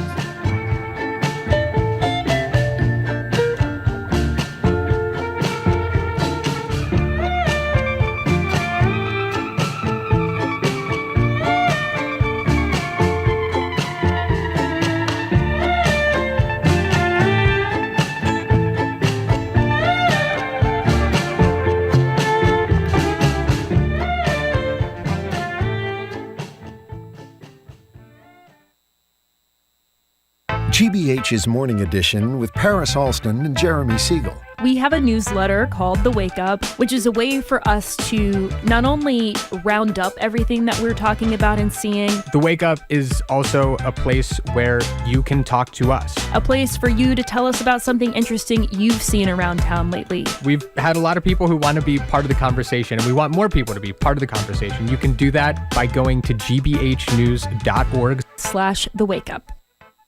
Support for GBH comes from you. And The Huntington, presenting Sing Street, the joyous new musical that lifts you up. Performances start August 26th at the Huntington Calderwood BCA. More information at huntingtontheater.org. and the South Shore Music Circus, presenting an evening with a cappella group Home Free, Saturday, August 18th at 8. Tickets and more information are available at themusiccircus.org. That's themusiccircus.org.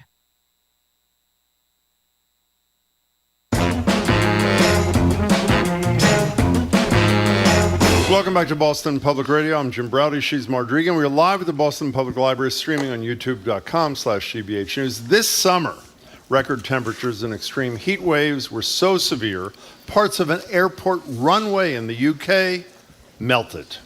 Let's just bring you some breaking news now. Sky News understands the RAF has halted flights in and out of RAF Brize Norton because the runway has melted in this extreme weather. Much of our physical infrastructure was built using temperature guides from the 20th century, a climate that no longer exists and is only getting worse. Joining us now on Zoom to discuss how we can adapt our infrastructure to catch up with the changing climate is UNH Civil and Environmental Engineering Professor Joe Sias. Joe, it's a pleasure to have you. Thanks so much for your time.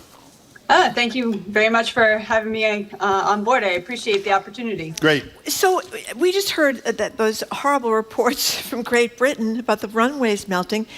What you're talking to us? You're at the University of New Hampshire. We're in Boston. What kind of shape are we in here? I mean, are we about to melt if we have a heat wave at the end of August here? Heat creates a lot of different challenges, potential challenges for our transportation infrastructure, and it just depends on what the actual extreme level is. So in terms of pavements melting, that can happen at the higher temperatures, especially under some of the higher loads that airports, for example, can experience. So, but does that mean, I guess you're kind of worried about the safety. I mean, we just went through like a week and a half, 2 weeks, whatever it was, of just high 90s. It was so hot you couldn't go outside. If that happens again this summer, or if it happens again next summer, they're not repaving Logan this summer. We're not repaving all our streets in anticipation of this climate emergency that's ever getting worse and worse and worse. So are we prepared? I mean, what's the deal? So we do know how these different materials respond to heat, and so there are strategies that we can use either in regular maintenance cycles or just in preparation for some of these more extreme events, depending on the level of connectivity we need to maintain. So keeping some of those transportation infrastructure assets cooler will help prevent some of that. As well as when we get into the time where it would need to be replaced or repaved, using different materials that can handle those higher extreme heat as well as extreme colds will help to preserve and extend the life of our infrastructure. You know, Joe Sias, I'm assuming, and maybe I'm being naive, that the most difficult challenge, correct me if I'm wrong, is this sort of, I don't know if it's the proper terminology, sort of retrofitting what is to adjust to the climate, as opposed to acknowledging what will be in the future and building for that. Is that a fair statement, or are both equal challenges? I think they're both equal challenges. I mean, there are some of the climate extremes and the events that we're seeing now are things that we're not necessarily designed for, but also just understanding how our transportation infrastructure is going to respond to some of these different types of events is important, as well as the long-term changes over time. And let me be clear, Marjorie mentioned, we mentioned runways and roads to begin with. This is everything. We hear about tracks curling, meaning yes, rail tracks curling, bridges. I mean, essentially every piece of physical infrastructure is susceptible, except that which was built in anticipation of this, which is almost none of it. All of it is susceptible to damage from excess heat. Yes, extreme heat?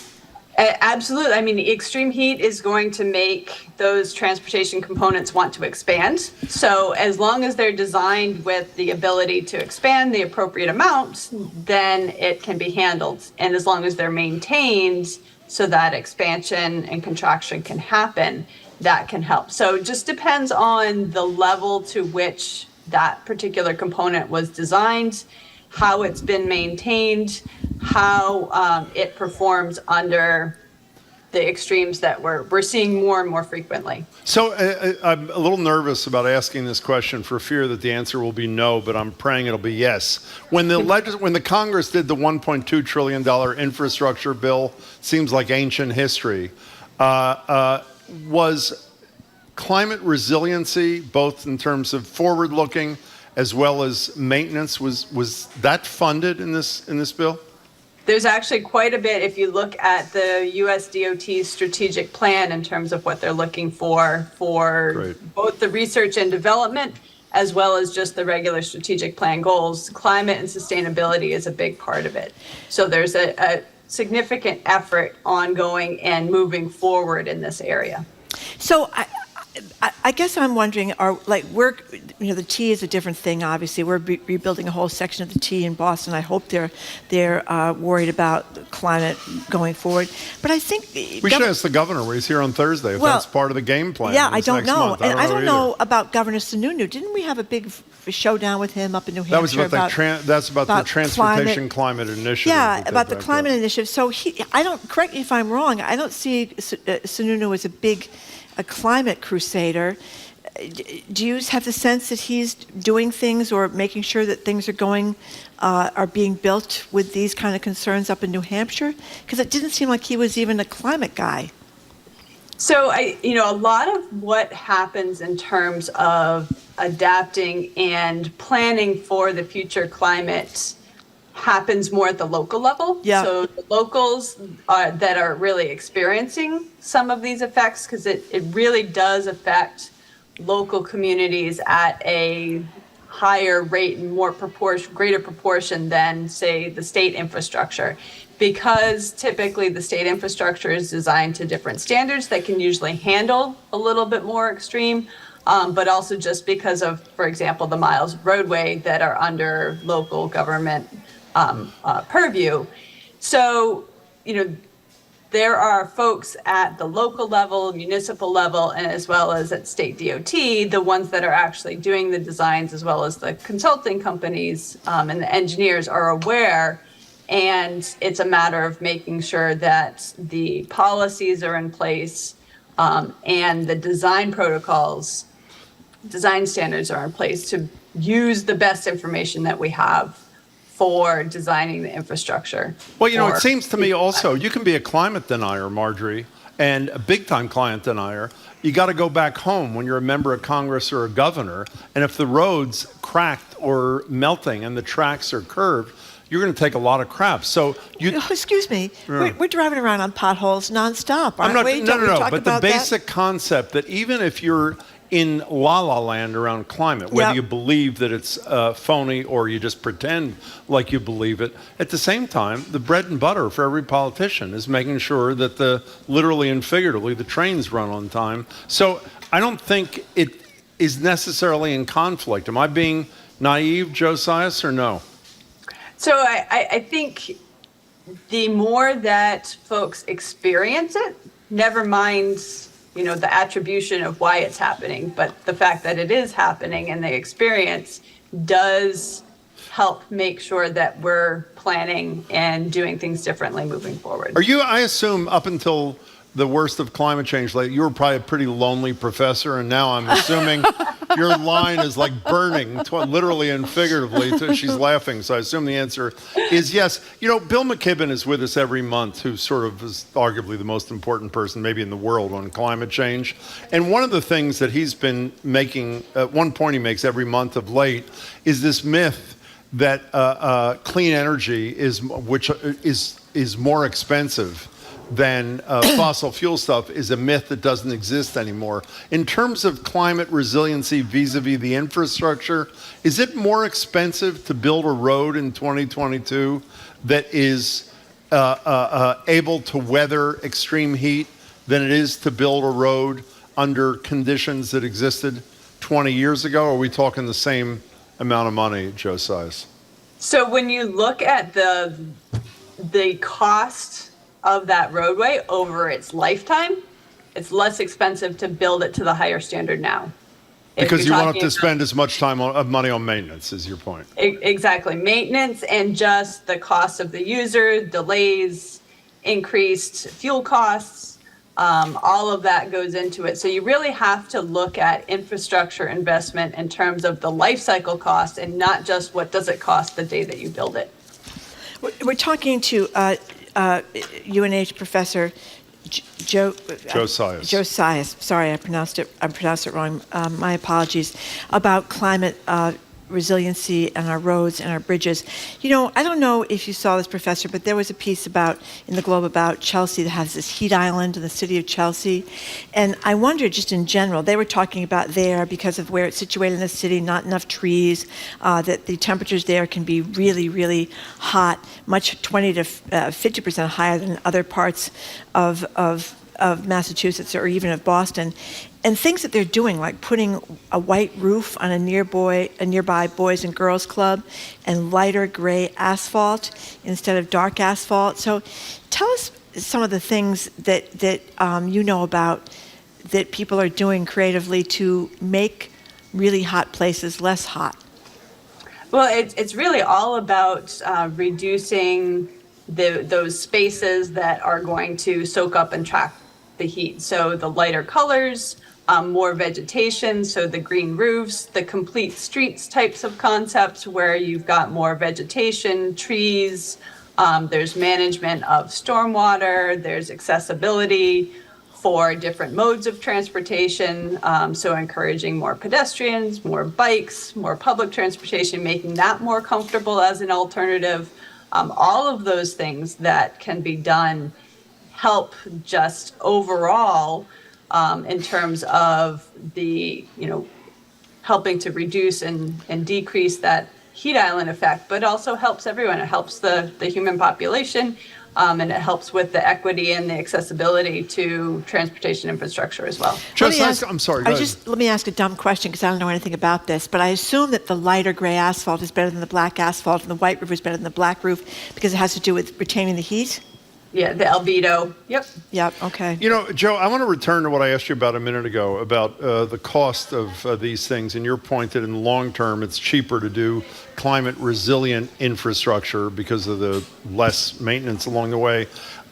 Marjorie knows this, I've always operated upon the assumption that irresponsible politicians, and there are far too many, make a calculation when they're spending public money. Is the bridge going to fall down while I'm governor, or is it going to, I'm serious, by the way, or going to fall down on the next governor? If I fix the pension plan, which no one's going to understand I spent $1 billion on, if I don't fix it, is it going to explode on my watch? Or if I save the money and spend it on something that people will appreciate more, leave it to the next guy or woman? I'm sure you're a student of recent political history around infrastructure. Two, are most politicians willing to make that longer term investment in recognition of what you said a minute ago, that it's cheaper in the long run and the right thing to do? Or will they operate on the cheap and making a calculation, I'll be gone before the problems arise? Do you know what I mean?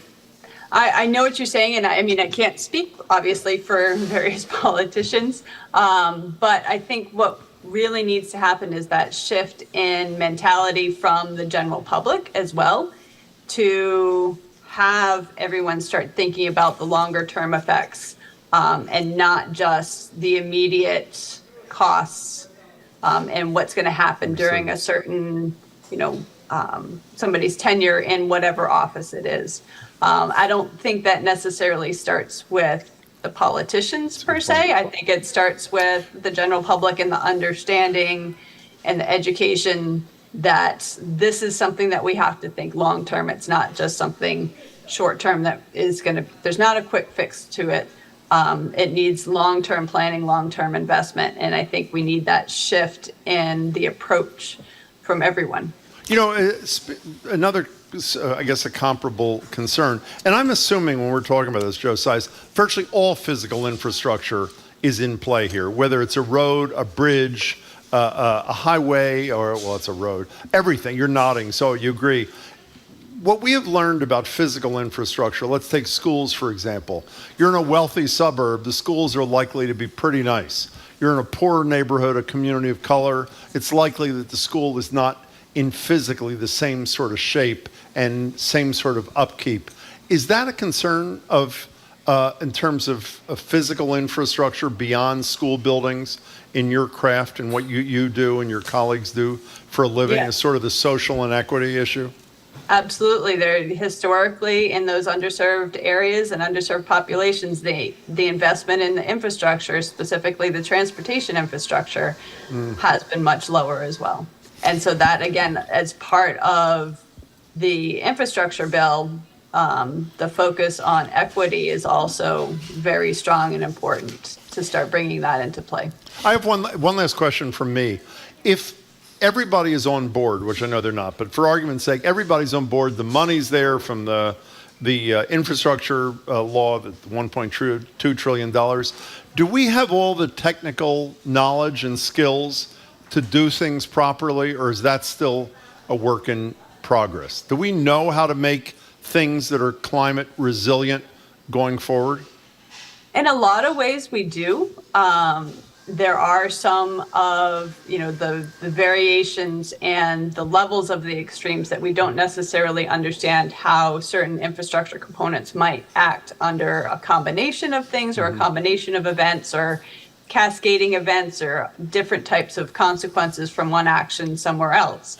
But I think a lot of the technology is there, or it's very close to being there for implementation. One of the other big challenges is really just the workforce development, and getting folks into the transportation area where there's a lot happening in transportation, especially with like big data and computer applications that folks maybe aren't aware of. So attracting that workforce is a big part of it as well. One last question from me, Professor Josias. I wonder if you're optimistic. We hear a lot about these, we have to do X by 2030 and something else by 2050, or we're going to not deal with this emergency. Are you and your colleagues in environmental engineering optimistic that we're going to rise to the occasion here? I mean, I've been working in this area for over a decade now, and just seeing the people that are coming together to really solve these problems, I am optimistic. I mean, it's not just the engineers, it's the climate scientists that have to come together, it's the social scientists, it's bringing together all those different groups of stakeholders, and that's happening. I mean, that's happening more and more frequently on a regular basis, and it's actually really exciting, and folks are really looking for unique, out-of-the-box solutions. And I'm optimistic. You have to be optimistic because I'm seeing it, and I'm seeing it happening. Good. Who would ever think we'd reach a point where all three of us in a discussion would be excited by infrastructure? Well, I'll tell you. Times have light changed. gray asphalt. That's the ticket. Doesn't that's get much the ticket. better than White that. roofs and light gray asphalt. I apologize for botching your name again, Josias, Professor thanks so Josias. much for your Thank you so time. much Really for being with appreciate us. Appreciate it. No problem. My pleasure. Thank you. We've been speaking with Josias. She is, of course, as I said, a professor in the Civil and Environmental Engineering Department of the University of New Hampshire. She also directs the UNH Center for Infrastructure Resilience to Climate. That was very optimistic, Jim. There you go. I felt good about it. I felt good about it, too. Okay, coming up. Was Top Gun Maverick just a propaganda film for the Pentagon? And does it matter if it was good entertainment? GBH Executive Arts Editor Jared Bowen joins us to discuss that and a lot of arts and exhibits around town. You're listening to Boston Public Radio, 89.7 GBH.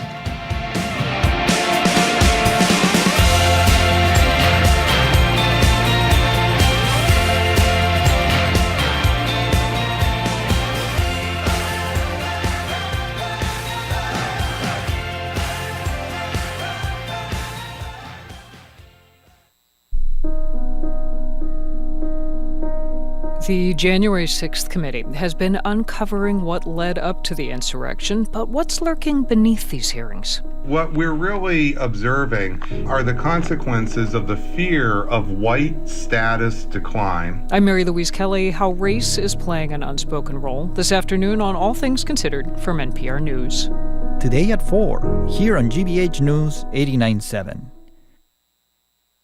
Funding for our programs comes from you and Swan Galleries, with an August 18th auction of LGBTQ+ art, material culture, and history, including a first edition of The Picture of Dorian Gray and art by Tom of Finland. Catalog and bidding info at swangalleries.com. And North Shore Music Theater. Buddy, the Buddy Holly story, celebrates the golden days of rock and roll. On stage at Bill Haney's North Shore Music Theater from August 16th through August 28th. More at nsmt.org. Trusted. Local. News. This is 89.7 WGBH. WGBH HD1 Boston. Online at gbhnews.org. Boston's local NPR.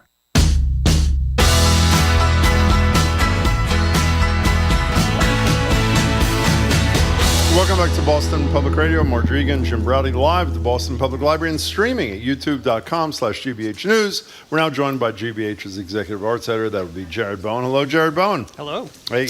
So, Jared Bowen, I am really fascinated by what's going on at the Armenian Museum of America, not just by the art, but by this couple, Joan and Jack Quinn. And I guess back in the 70s through 90s out in California, they were sort of, he's an attorney and she was the muse and the one with the eye for art. One of these stories talks about how she had this great sensibility for picking artists and how most people don't have that kind of sensibility. So tell us about the two of them and tell us particularly about her. Yeah, so they're a couple.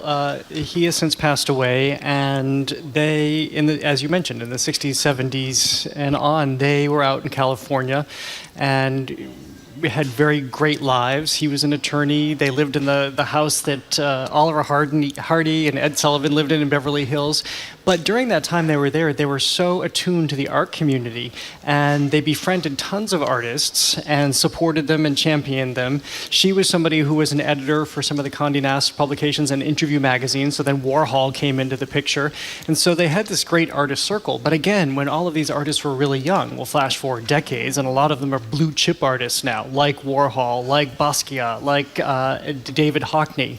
And so they amassed this tremendous collection that you can now actually see at the Armenian Museum of America, which is in Watertown, Massachusetts, of course. And you can see what they collected. But this was also such an interesting time because out in California, this was a group of artists who were breaking away from the New York and European hotbeds of art. And they were doing their own thing. They were looking at light. They were using different materials like automotive paint.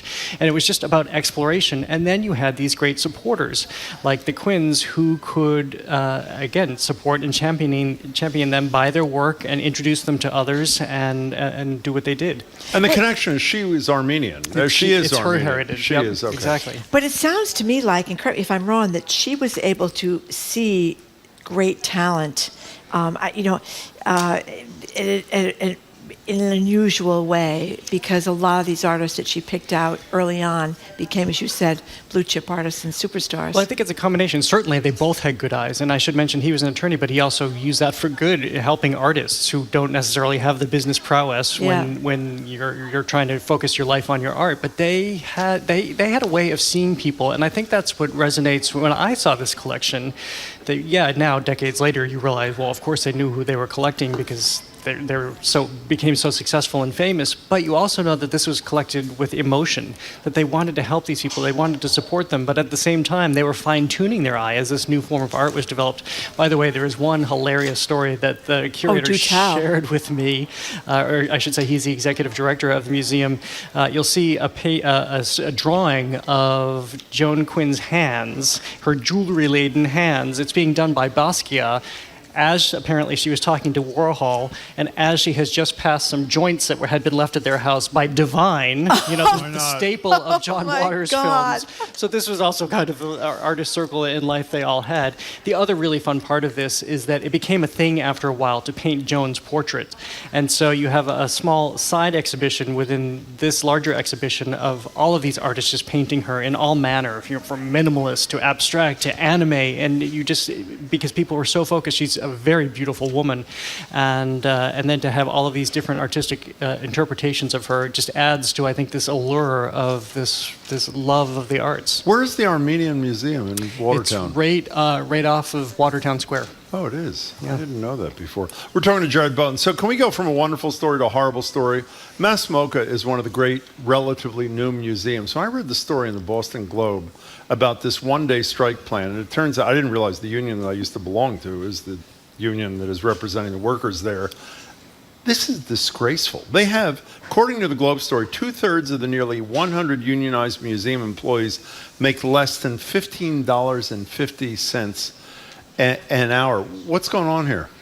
So I only know what has been reported as well, but I have the backdrop of what museums have really faced in the last couple of years. And it's changing for the staff of museums, who typically are lower paid, and that's regardless of what position you hold, whether you're working security in conservation or you're a curator. So we're seeing more and more, it's actually the United Auto Workers Union. I assume that's what you're talking about. I belong to, yeah. Yeah, who's gone into museums. They did it here at the Museum of Fine Arts. They've done it at the Whitney and the Guggenheim in New York, north of us, at the Portland Museum of Art in Maine, because they're finding this tremendous dissatisfaction among staff of museums, and so of course they want to unionize. And so apparently at Mass MoCA, they have been trying to negotiate a contract since last year. It hasn't surfaced yet, so they've decided to conduct this one-day strike. I think this is a very, very challenging time, as we've talked about, for all of the arts, including museums. Museums suffered greatly during the pandemic as well. Remember, many of them had to close for months and months and months. And when they reopened, audiences didn't necessarily flock back. The money that comes in through attendance and ticket sales doesn't necessarily fund everything. So much of what fuels museums comes from philanthropy and private funders and donor, grant money and things of that nature, because the government certainly does not offer a lot of support. So museums unlike almost every European other country. Yeah, exactly. Yeah. So it's not an excuse, because I have over the years kind of gleaned there are morale issues in a lot of museums, but there's this balance that needs to be struck by giving people what they need. I mean, that $15 is barely above the minimum wage here in Massachusetts. Granted, they are in Western Massachusetts, in a fairly impoverished area in North Adams. Well, North Adams was much more impoverished before Mass MoCA. If you've seen the films about it, is total, because of Mass MoCA is the centerpiece there.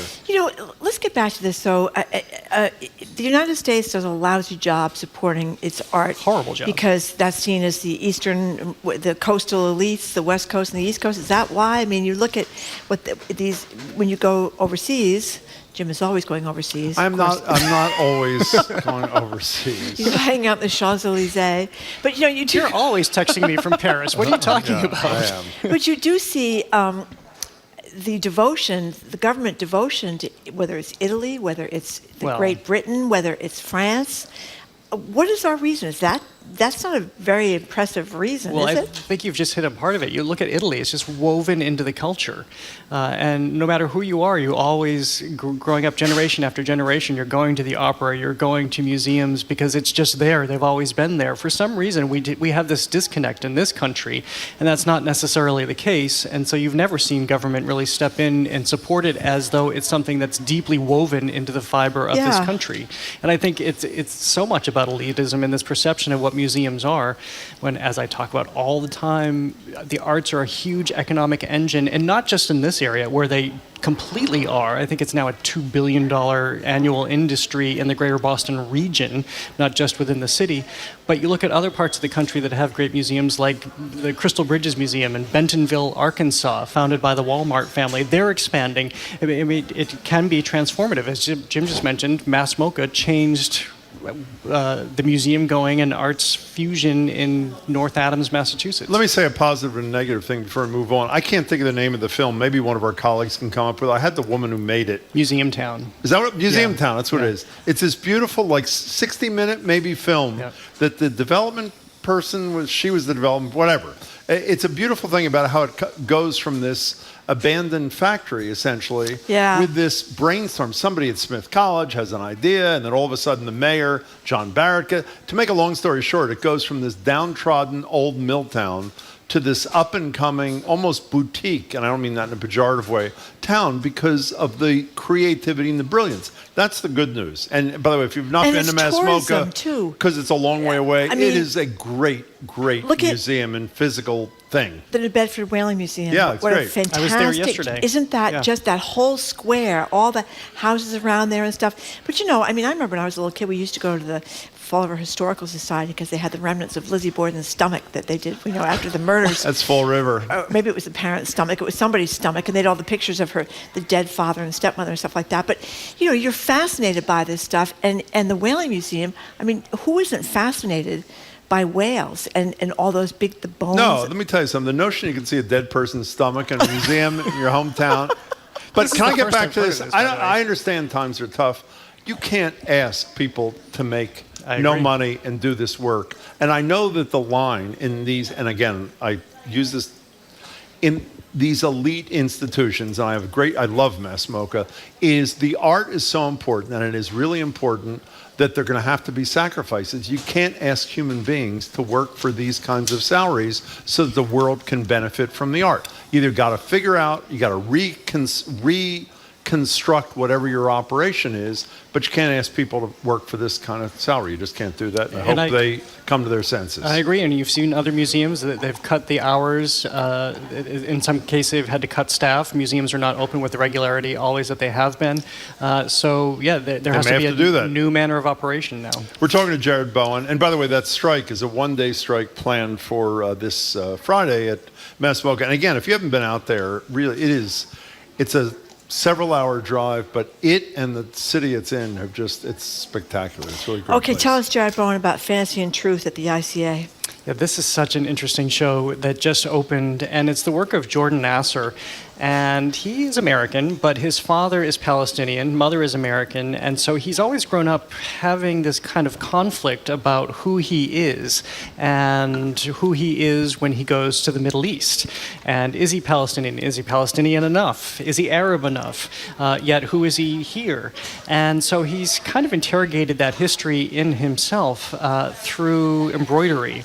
He's somebody who always grew up cross-stitching, which is, if you look at a lot of Middle Eastern tradition, especially in Palestine, and being passed down through generations of women and families, cross-stitching is huge, and embroidery and pillows and all manner of things.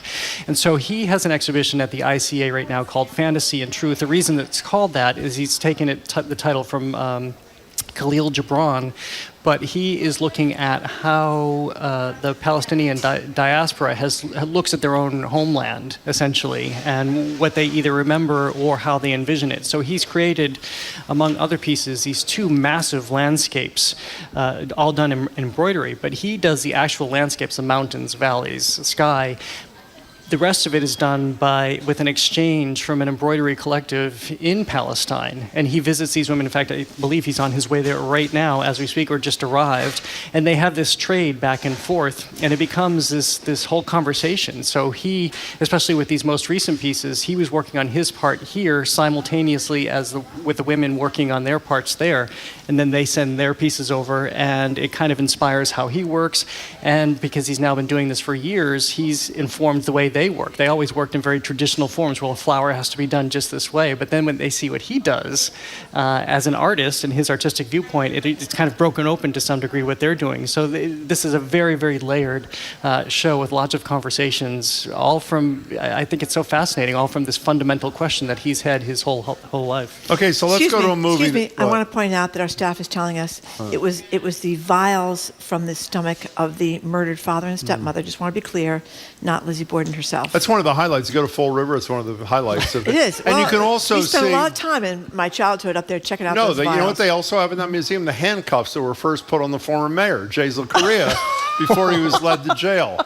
Those are the two things you can... Not to mention, what's the name of the place with the food from Chef Boyardee that you took me to? What's that called? Magoni's. It's not really from Chef Boyardee. It just tastes like Chef Boyardee. We always love Magoni's. Okay, so all my family events are held there. Good. Jim ridicules them Well, endlessly. because it was literally like they give you a can opener when you sit down. That's what they give you with dinner, and a Bunsen burner.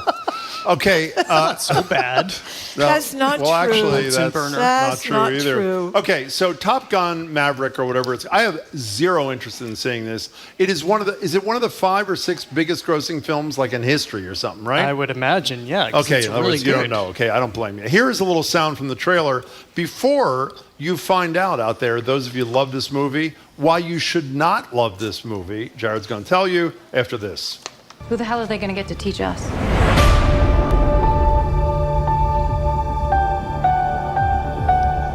Captain Pete Maverick Mitchell. Let me be perfectly blunt. You are not my first choice. You are here at the request of Admiral Kazansky, a.k.a. Iceman. He seems to think that you have something left to offer the Navy. What that is, I can't imagine. With all due respect, sir, I'm not a teacher. Just want to manage expectations. Oof, that's unbelievable. Okay, now, we know you love the movie like all the rest of America Everybody and the loves world. Okay, it. fine. So what did you disclose to us that is really troubling for those who believe in, I don't know, independence, transparency, that kind of thing? Go ahead. Well, let me just again say that made me want to grab my Diet Coke and popcorn and see it all over again. Absolutely. It's just a Tom super Cruise fun looking movie. not a day over Wait, 21. did you It's really like it, or are amazing. you just doing this No, debate? I really did like it. Oh, my Everybody's loved it. Everybody, I know fine. that scene. I have to see the first one, so I can anticipate seeing the second one. I got to go see the second one That's now. great. And I didn't really remember the first, but you don't really need to remember. Okay, so what did you tell us A about lot of this? airplanes. That A lot of should be airplanes. troubling to part people. where I Go take ahead. it down. So the Pentagon has a department of the Entertainment Media Office, and this is not just the case with Top Gun, but this is basically anything that has to do with any military division. They have to have a hand in seeing the script. They have a yay or nay vote on some of the things in the script, because if you're going to have any depiction using any aircraft carriers, anything artillery-wise, planes, anything, they get to have a say in this. So I think that people have known about this for a long time, but they didn't, and they still don't know the degree to which the Pentagon has editorial power over shows and movies like this. So they always have had a chance to weigh in, and I think Paramount and Tom Cruise stepped forward and said that they didn't really object to anything here, and that's part of the criticism of the film, is it's like a recruitment video and propaganda for the Pentagon. And in fact, they have set up recruitment stations outside of movie theaters for people coming out of this film. You're downplaying this. This is in the LA Times, a pretty good newspaper. Newly available archives at Georgetown University show that the Pentagon and the CIA have exercised direct editorial control over more than 2,500 films and television shows, including this one. Yeah. That's pretty serious stuff, no? Well, I didn't say it wasn't serious. Well, yes, you did. I think you did. I think you said it was. I believe. Did he say it wasn't serious, yes or no? He did not say it wasn't serious. Okay, Jim, you're on his side. I mean, it's because you love absolutely Tom on his Cruise. side. We all knew that. Who doesn't? No, but I guess do they Nicole disclose Kidman, one last thing? His wives haven't liked him very much. Okay, I fine. guess. Wives. Wait a second. Do they disclose? Is there like a little billboard on the movie that says? Yeah, that's what's really interesting, is that apparently the Pentagon wants them to downplay that, so that at the end of the movie you always see the special thanks to so and so and so and so, and often it's municipalities where they shot, and all they wanted was a special thanks to the U.S. Navy or whatever it was, because they don't want people to understand the level of control that they have. However, let me just point out that Thank you. I think I'm winning this argument. Go ahead. You're not winning this argument, because you're not going to tell me I didn't like the film, which I did like the film. Oh, you can like whatever you want, but go ahead. Everything that we watch on television and in movies, there is some other hand in it. I mean, there's always the promotional angle. There are the companies that buy the ad space, basically, within the Pentagon, from whether it's clothes you're wearing or it's the car you're driving. Mark, am I winning this argument? I win in this argument. argument. The bag of chips you're Chad's holding winning up. the argument. Okay, good. So my point is, nothing is really pure, especially in Hollywood. Do you have a crush on Tom Cruise or something? Everything Obviously, can be- both of you. Who I mean, it's pretty obvious. Well, the guy I don't. He looks pretty good, and He he knows how to make a blockbuster. How old is he? Oh my God, he's like 50-something. 92, I think. You know, can I tell you? I don't know. Was he the Mission Impossible guy Yes. too? Absolutely. You know, in the most he recent, hung from the airplanes. exactly in the most That's what recent. they said. Wait, let's tell. I don't know if that was true. No, that's well. In the Pentagon probably made it up.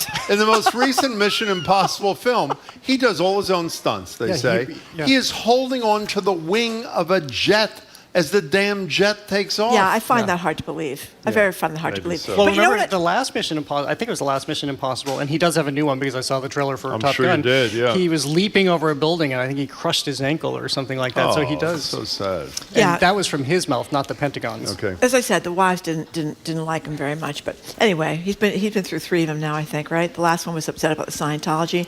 Can angle. someone? Excuse me. But hold on, I just want to make. Can you read this note? Unfortunately, it's blocked. Can someone say in my ear, it's the blanked highest grossing ever globally? Oh, we can't.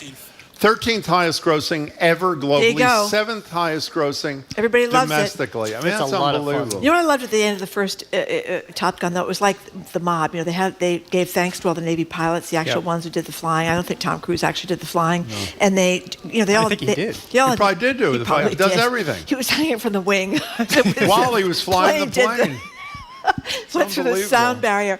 But they had names like the mob. You know, it was like Bob Maverick O'Neill, like his name is Maverick in the movie, and Joe Iceman Smith, and all this kind of thing. They listed all the pilots at the end, so maybe they did out of this one too. I don't know. I don't think I saw that. By the way, we should say it so that we're not being seen as hypocrites. The last two segments before this one were paid for by the Department of Entertainment and Media Office at the Pentagon and the CIA, but they had no real control over what Marjorie had to say. Well, since I'm talking about the arts, we know nobody's buying me because the government's not spending money on the arts. But I'm bummed. Thank you very much.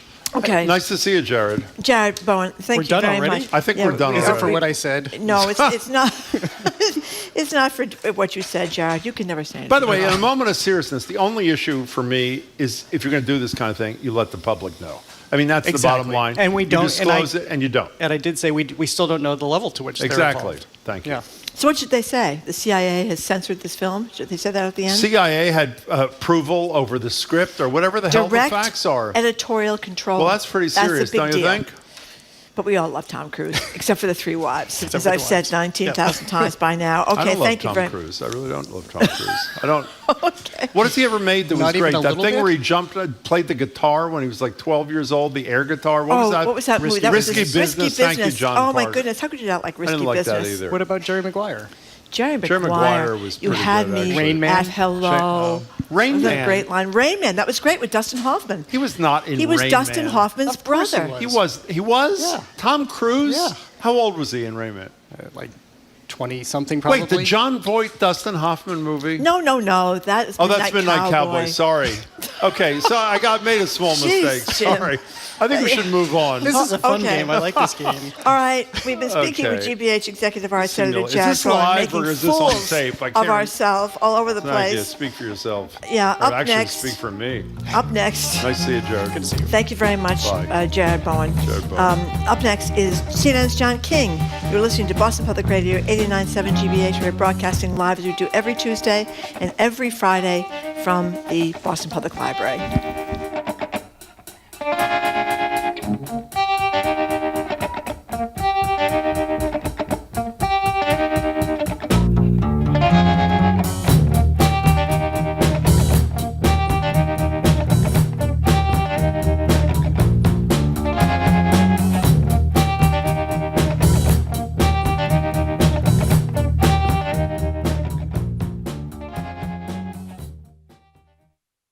GBH brings you fact-based news and smart local conversations every day. In order to do that, we rely on a community of supporters just like you, our sustainers. Sustainers give monthly contributions that ensure a reliable source of funding. That then becomes the news and information you depend on, funded by the people in our community to report on what happens in our community. Learn more and sign on as a GBH Sustainer today at gbh.org/sustainer. Our programs are made possible thanks to you. And New England Dental Group, committed to helping you stop hiding your smile by offering a variety of dental implant solutions to replace missing teeth in one of their 7 locations. Learn more at newenglanddentalgroup.com. And Neville Place Assisted Living in Cambridge, providing residents with wellness, care, and support services designed to help seniors stay sharp, social, and independent. More at nevilleplace.org/care.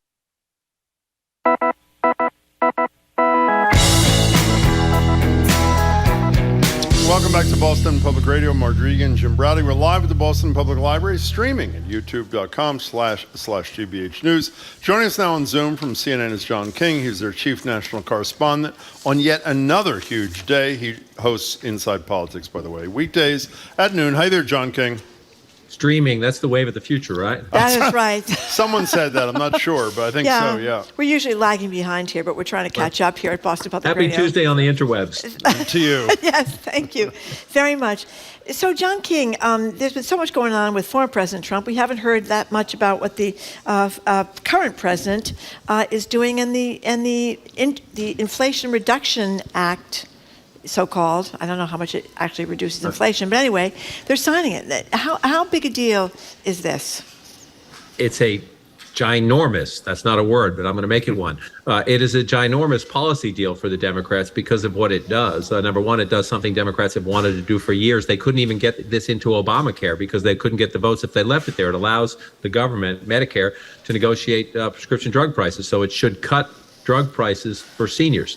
That's something the Democrats have wanted to do for years and years and years. Plus, it makes landmark investments in the climate fight, something that we've essentially, the United States government has just been absent from for the 4 years of the Trump presidency and so far in the Biden presidency in terms of bringing new federal resources to the table to try to incentivize better behavior, if you will, in the marketplace and by individuals. So from a policy perspective, and it raises taxes on the wealthy and on corporations, which is something the Democrats campaigned on. So from a policy perspective, this is a giant win for the president. It's not as big as everything they wanted in their, whatever it was, $6 trillion initial Build Back Better or Reconciliation Act. But don't mistake, just because of that, the past doesn't have everything. Don't mistake the fact that this is a giant, giant, giant policy achievement day for the Democrats. Do they get political benefit from it? That's the big TBD. Well, let's talk about the TBD for a second. I know it's whatever it is, 80-some days away. But in rapid order, we have the CHIPS Act, CHIPS in Science. We talked to one of the people who inspired it, John Gruber, the other day. They have the Veterans Health Bill. They have this so-called Inflation Reduction thing, which deals with all you talked about. They are on the right side of the abortion issue after the Dobbs decision, when the Republicans are on the wrong side. So what's your guess as to what kind of impact this has on a midterm election that until a month ago was believed to be, at least on the House side, a landslide for the Republicans? I'm fascinated by the question, Jim, and I don't have the answer. I hope between now and Election Day to get out in the country a little bit. I think we'll learn a little bit tonight in the primaries in Wyoming and Alaska, although the questions there are a bit more narrow, I think, than what's going to happen for the Democrats. And those are two traditionally red states, if you will. But look, there's no question that the Democrats have a much better story to try to sell today than they did 3 or 4 months ago. There's no question that they believe that the fact that Dobbs is now the law of the land, not Roe, will help them motivate voters. And they look at the Kansas constitutional amendment question a couple of weeks ago. They look at a Minnesota special election last week that the Democrats lost, but by a narrow margin in a pretty Republican district. They see some evidence that will help motivate voters as well. So here's the challenge, right? Who doesn't vote in a midterm election? Well, seniors do vote. And the Democrats believe they can sell this prescription drug plan to seniors and say, yeah, we understand you're mad and frustrated about inflation, but hopefully convince them, this is the Democrats' pitch, not John King's pitch, that that's a global problem. Look what the Democrats are doing for you. Younger people tend to check out in midterm elections. Climate is high on their list of issues, as perhaps abortion rights might be for many of them. You mentioned these bipartisan efforts. A lot of independents tend to go the other way in the first midterm election. Maybe they voted for Joe Biden 2 years ago, but they swing back and forth. They're unhappy or dissatisfied for whatever reason. They hope to make the case, look, this is what Joe Biden said he would do. And in the bipartisan infrastructure bill, now the CHIPS Act, and amen for this burn pits legislation, the PACT Act, whether it's a Democrat or Republican in the White House, these veterans deserve help from their government, and they've been frustrated for years in trying to get it. So they have a story to tell, Jim. We live in very polarized times. It's hard to move polling numbers in a short period of time. People are exhausted from COVID. They're frustrated because of inflation. Can the president and Democrats break through? I think that's a giant question. On the Senate side, they're much more optimistic. In some of these governor's races, they're fairly optimistic. The House is more interesting. I think watch the president's approval rating. Can it inch up a little bit? It's historically low. Can you tick it up a little bit between now and November? And watch things like right track, wrong track in polling or consumer sentiment in polling. The trajectory, meaning which way is the arrow going, it has flattened out or started to turn a little bit Biden and the Democrats' way. Can it turn a little bit more? That's the challenge. One other thing, when you're talking about young voters who traditionally don't vote in midterms, you mentioned things that do matter to them: climate, abortion, the right to choose.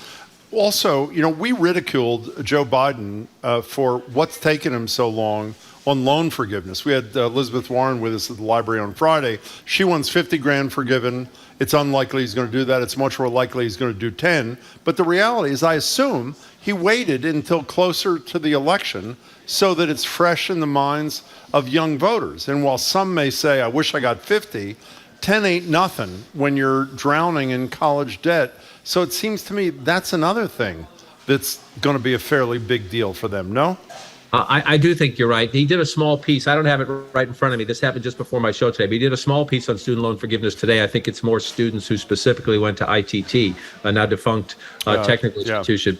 So if anyone listening who knows the details, because I was right before my show, I might not have the exacts right. But he did do something today. Look, we know, Jim, this has been a source of tension because we know Biden traditionally has been opposed from a philosophical basis of just waiving all student debt, especially he wants to means test it. But yes, I do think you're right that as you get closer to the election, can you do things that are fresh on people's mind when they have to make that choice?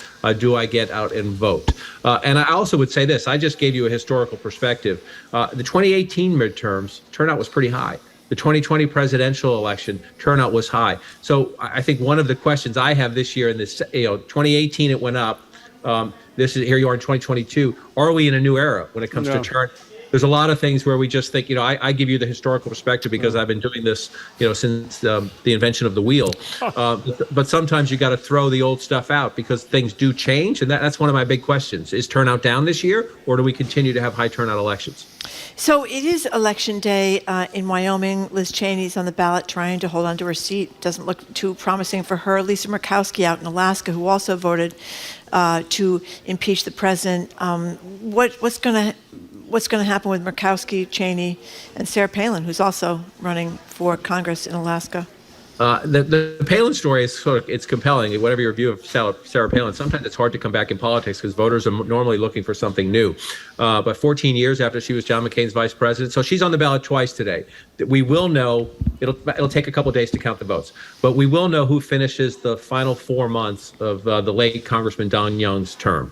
He passed away, so that special election will be settled today. And then they're picking 4 candidates. They use that ranked choice voting in Alaska. So they're picking 4 candidates who will then be on the November ballot for the for a real term, the 2-year term in Congress after that.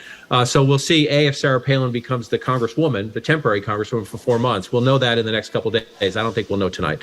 And then we'll know the candidates for the 2-year term. That's interesting to watch. And this ranked choice voting is, New York uses it, Maine uses it. It's becoming people who don't like polarization, who think the 2-party system is broken, like this because it forces you to think, okay, if I don't get 50%, I better if I'm a Republican, I better talk to a Democrat. If I'm a Democrat, I better start talking to Republicans because I want to be their second choice.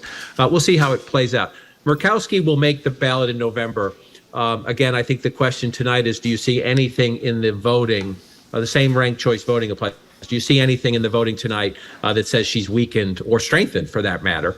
Don't count her out. Remember, she lost the Tea Party primary, different voting rules, but she lost the Tea Party primary years ago and then won as a write-in candidate. Right. So don't count her out. Wyoming, most people in the state, smart people, think Liz Cheney's going to lose the nomination to Harriet Hageman. She has the Trump endorsement. Liz Cheney, is one of the impeachment 10, if you will, the 10 House Republicans who voted to impeach Trump. She's also the vice chairwoman, obviously, of the January 6th committee. So what happens here? They're counting on a whole bunch of Democrats and independents to register to vote in the Republican primary. That's Cheney's only hope. We'll see. Is the math there? I don't see it, but that's why we count votes. And then we see what the next chapter is. If she'll obviously finish her term, that means the fall, January 6th public hearings. Liz Cheney will be quite prominent. And then what does she do next, including the possibility, if not the likelihood, of running for president in 2024 in a Republican primary that just might well include Donald Trump.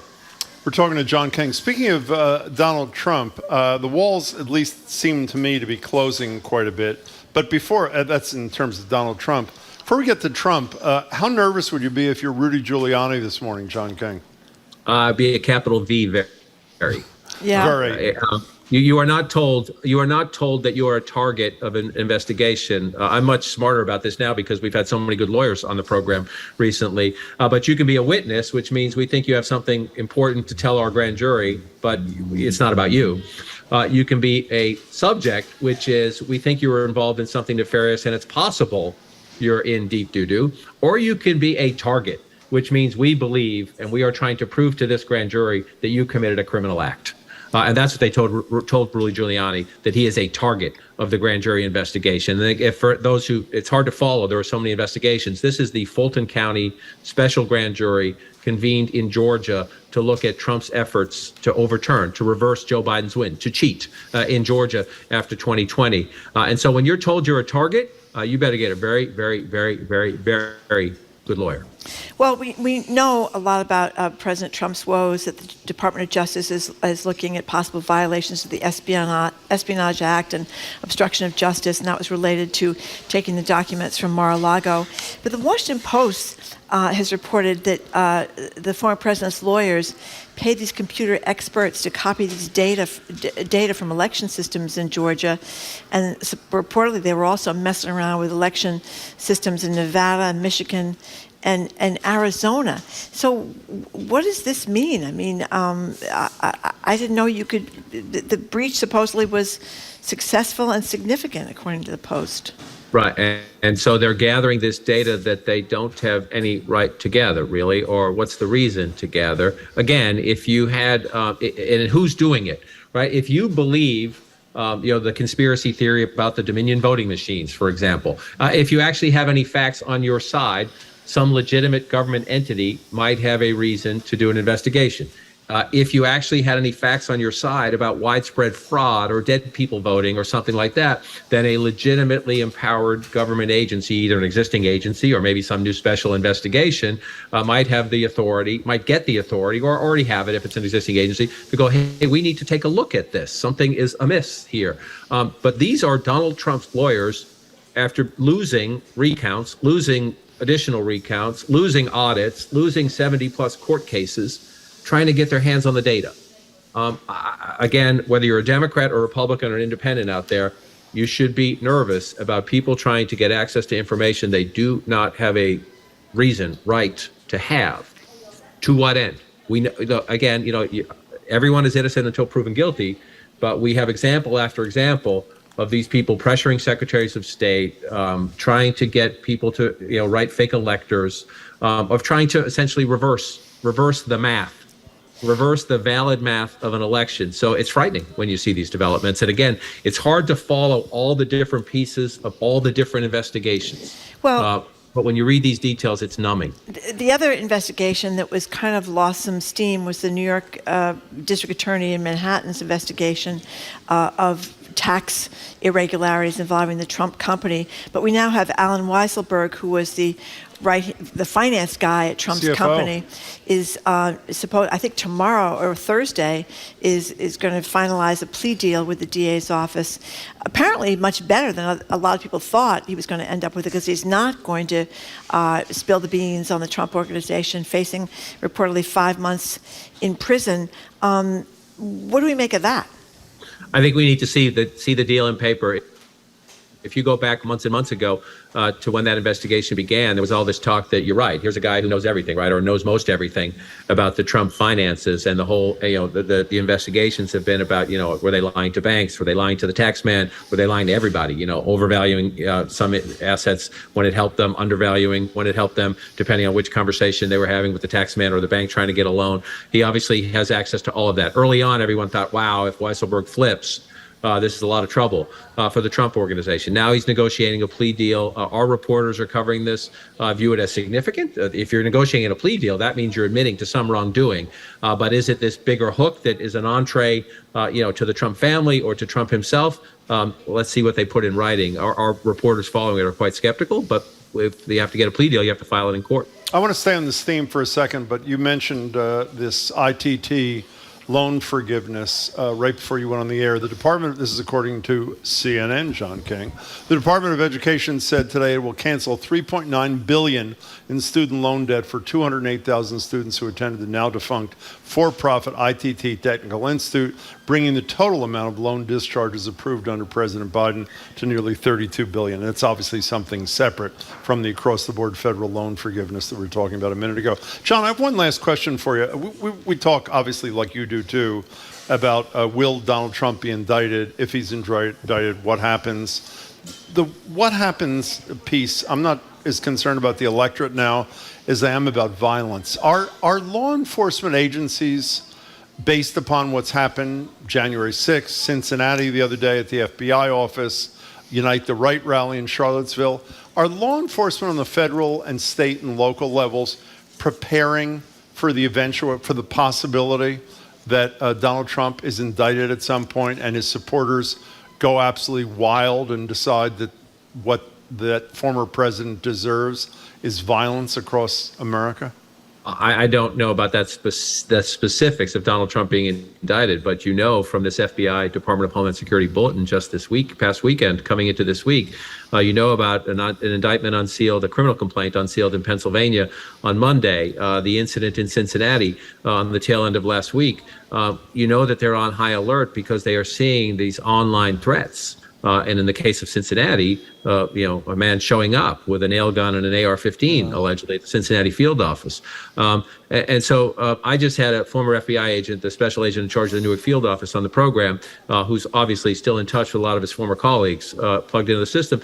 And he says it's a very stressful time because they're doing, look, these are men and women of law enforcement who might make a mistake from time to time. Nobody's perfect, but they could get paid a lot more out in the private sector doing security and things like that. And now they're being threatened for doing their job, and they're being and so there's the online direct threats of violence against them. Which, yes, to your point, if Trump were indicted, or even Rudy Giuliani, people close to Trump were indicted, you can bet the volume of that turns up. And then, Jim, I think we have to have a sober, legitimate conversation, and I wish people who are the former president's supporters would join in it, about rhetoric.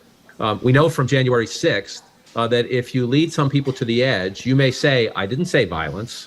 I might have said we're at war, but I didn't say shoot somebody. I think everybody needs to be more careful about the muscular and the militaristic things in their rhetoric. But you don't see any evidence of that, either from Donald Trump himself or from the Steve Bannons and the Roger Stones, and even some of the media people on television.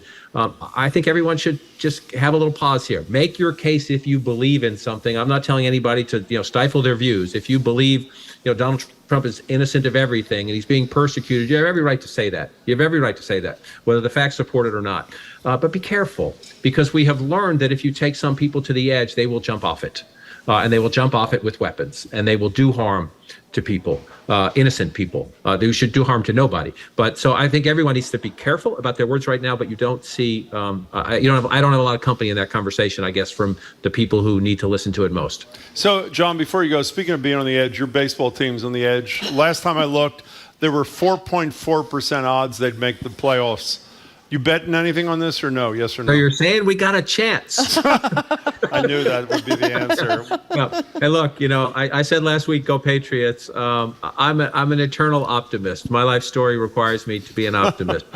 So I'm going to hang in there until the math tells me I do math, Jim. I count votes, I count standings, I count games. I'm going to hang in there until the math tells me otherwise. And it looks bleak, but you know what? That's okay. Bostonians understand bleak. If you've been a Red Sox fan long enough, you've lived in the cave and the tunnel long enough, hold on hope. Hold hope. You can take the kid out of Dorchester, as they say. But, hey, John King, great to talk to you. Be well. Hey, John, thank you very much, as always. Great to see you. Sure, We've been speaking with John King, CNN's chief national correspondent. He hosts Inside Politics every day at noontime.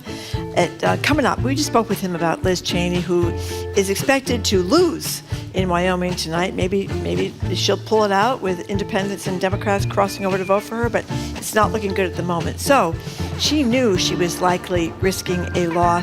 In fact, sacrificing her entire congressional career when she became a voice in the dark of the Republican Party, speaking out, heading up the January 6th committee against President Trump and the violence of January 6th. We're going to open the lines to talk to you about sacrifices you've made or might make, or would you make them at all if it cost you your career to do the right thing. You're listening to Boston Public Radio, 89.7 GBH.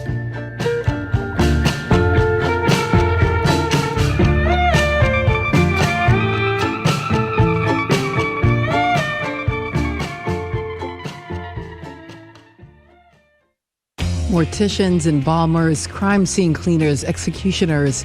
These are the people working closest to death. Nobody's talking about the people who had to carry it out and then drive home to their families and go to sleep and wake up the next day and go to work. We're talking with journalist Haley Campbell about her new book, All the Living and the Dead. That's next time on The Takeaway from WNYC and PRX. This afternoon at 2, here on GBH 89.7. Support for our programs comes from you and the University of Massachusetts Amherst. Be revolutionary. UMass is the Commonwealth's flagship public research university and committed to the relentless pursuit of progress. Learn more at umass.edu. And Swan Galleries, with an August 18th auction of LGBTQ+ art, material culture, and history, including a first edition of The Picture of Dorian Gray and art by Tom of Finland. Catalog and bidding info at swangalleries.com.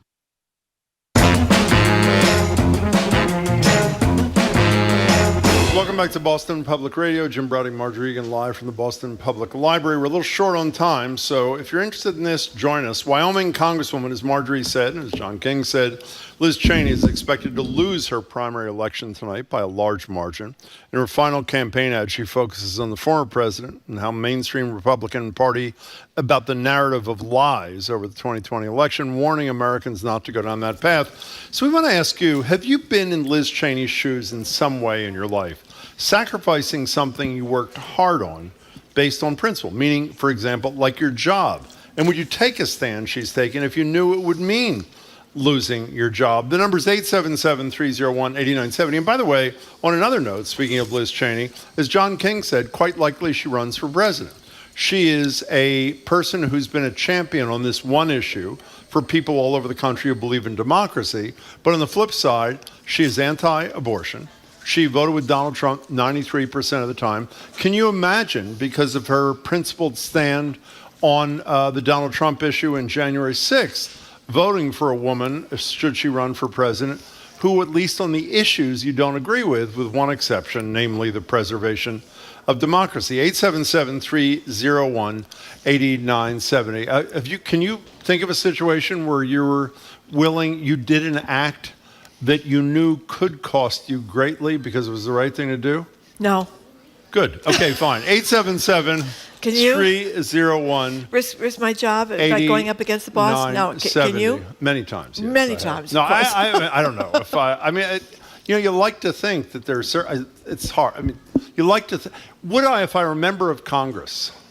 I mean, the answer is I would like to think if you follow up a corrupt, I would argue, felon in waiting, anti-democratic president of the United States, I would like to think that even if I knew I might lose my job, that it was more important to do the right thing, even if I lost it, than do the wrong thing and have to live with the fact that I did incredibly unprincipled. This is not on the margins, what she's dealing with. It's not on the margins. This is about the core preservation of democracy. Look at the people around her. Liz Cheney herself talked about the women that had dared to stand up to President Trump. One of them was a 26-year-old Cassidy Hutchinson that stood up to President Trump. And as Liz Cheney said at the time, kind of disgracing these 50 and 60 and 70-year-old men who were hiding behind Donald Trump's skirts. Pat Cipollini, his former attorney, came out after that and testified, and I wonder how much he was shamed into it by I think you're totally right that he Hutchinson. was. You have seen Kevin McCarthy, Ted Cruz, Lindsey Graham make total and complete fools of themselves, like groveling at this guy's feet, like they have absolutely.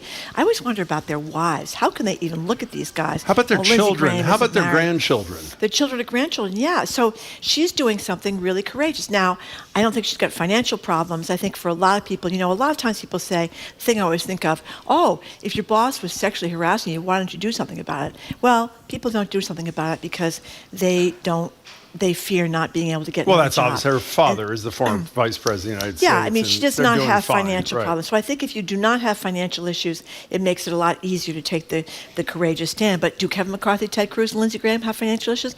Wouldn't they be able to get jobs? Absolutely. They could be lobbyists. They would be even richer than they are right now. So, but I do think it's interesting that it has been women that have been in the forefront of the doing in of the president in these hearings. One last thing before we get to the calls and the text and that sort of thing. I mentioned how conservative she is, and she goes out of her way to say she's a hardline conservative. Did you read the story this morning that in 2018, when there was a photograph outside the Capitol taken of all the women in Congress, there was only one woman who refused to be in the photograph? She was Liz one, Cheney, yeah. because she didn't want identity politics She's to be. changed. But I should say, Yeah. so is it conceivable on an issue that is as moral and central as choice that she does a change if she decides to run for president? I would argue that a lot of people on the left side of the ledger would forgive her position on most issues with that one exception. And if she moved on the issue of her identity, her gender, maybe she moves on that as well.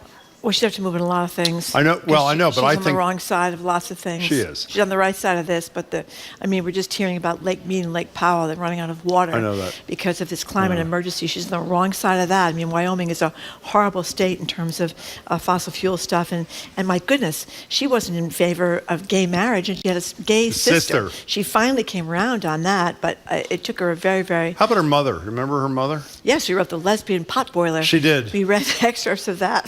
See, people often say to us, it was called Sisters. Sisters. And Dick Cheney, what's Dick Cheney's wife's name?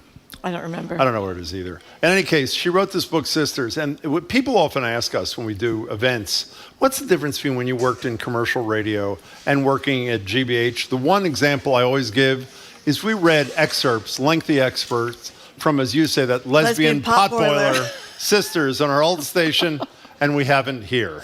No, we have not. Lynn Cheney is her name. It's a fabulous book. It's like $300 now on. Is it really? There's not many more. of them. I think she deep sixed a lot of them after he became the We vice have a president couple of of the United copies. States. Patrick on a car, you're first on Boston Public Radio. Thank you much for calling. Hi. Hi. I love you guys. I love your discussions. Thanks. And I just wanted to mention you were looking for one example of, somebody that took a principled stand and risked their career. And, a lot of nurses that worked and supported people throughout the COVID then were fired and lost their jobs. Because they wouldn't take the vaccine? They took a principled stand. Yes, exactly. Well, Patrick, that's a bad example. Why is it a bad example? Because I don't think that's a principled stand. You're a healthcare worker. I mean, the woman that's running for lieutenant governor is one of those nurses. She would not take a vaccine. With Jeff Deal. Frankly, Patrick, I think if you're a healthcare worker expecting to take care of patients in intimate ways and you're not going to take a vaccine, you should lose your job. I disagree with you. Sorry. Well, he's not saying they should or shouldn't. He's saying they took, in his estimation, a principled stand by doing that, I think knowing you want that their job would be a risk. What is the principle? What is the principle, Patrick? Well, the principle was they took a stand that they believed in, and they risked their job and career as a result, and that's a fact. Can I tell you something? This is the second time I'm doing this today. I'm coming down on both sides of this issue. I totally agree with you. It was wrong for them to do it, Marjorie, but I totally agree with Patrick. To them, it was a principled stand, and they were aware of what the consequence would be for doing that. The principle is to put very sick people No, their at principle, risk. believe me, I'm not defending them because we talked, but their principle is personal choice and bodily autonomy. Well, again, it's something I don't agree with in yeah. this case. But Patrick, I think you make a decent point. Marjorie doesn't. But I don't. That's a fair when split. When your personal choice puts someone else at risk. I mean, if I had my Patrick, mother thanks. in a nursing home where someone I think that was they're close wrong to to me, do it. Yeah. I'm talking about it from their perspective. I agree they were wrong, Okay. and I agree they deserve to be fired. But I think his point was good too. Joyce in Cambridge, hey. Yeah, hi. It's a different principle. This isn't political. At least most of it shouldn't have been. But yes, because I'm a doctor and children's lives and safety were involved, I had to fight with an administrator who was making or not making the correct decisions that put the lives of the children in danger. And I had to battle that. I did. I lost my job. Doesn't matter. That's okay. But we have a different ethic because we're doctors, and we have that behind us, do no harm. So I can't say how I would do in something totally if I was a politician, but as a doctor, I think it becomes clearer, and I think I see, some of my peers I've seen do that. Not many these days, but yes, I did it, lost the job, but I am damn glad I did because it stopped the project completely, and the children ended up in a safe place. Good for you. Hey, Joyce, don't go away. Doctor, did you know when you took the position you took that you were likely putting your job at risk? I wasn't clear in the beginning, but it became increasingly clear as my arguments with the administrator and our emails back and forth and back and forth and back and forth that she was not going to make the changes that were necessary to keep the children safe. Good for you. Good. And so that's you have to make that choice. But again, it's easier when you're a doctor than I think a politician. Well, I don't buy that at all. I think a principled stand is a principled stand, and I'm glad you took it. Joyce, thank you very much for the call. We get a text from someone who was a special agent with the Department of Homeland Security who turned in fellow agents who were misbehaving on the job, suspected drug trafficking, drunk on duty, sexual relations with underage girls and that kind of thing, and he was terminated. Law enforcement is one like this where it's really difficult to do the right thing vis-a-vis your fellow officers because of the thin blue, Well, it shouldn't be, but it is. It is. So that's a tough one.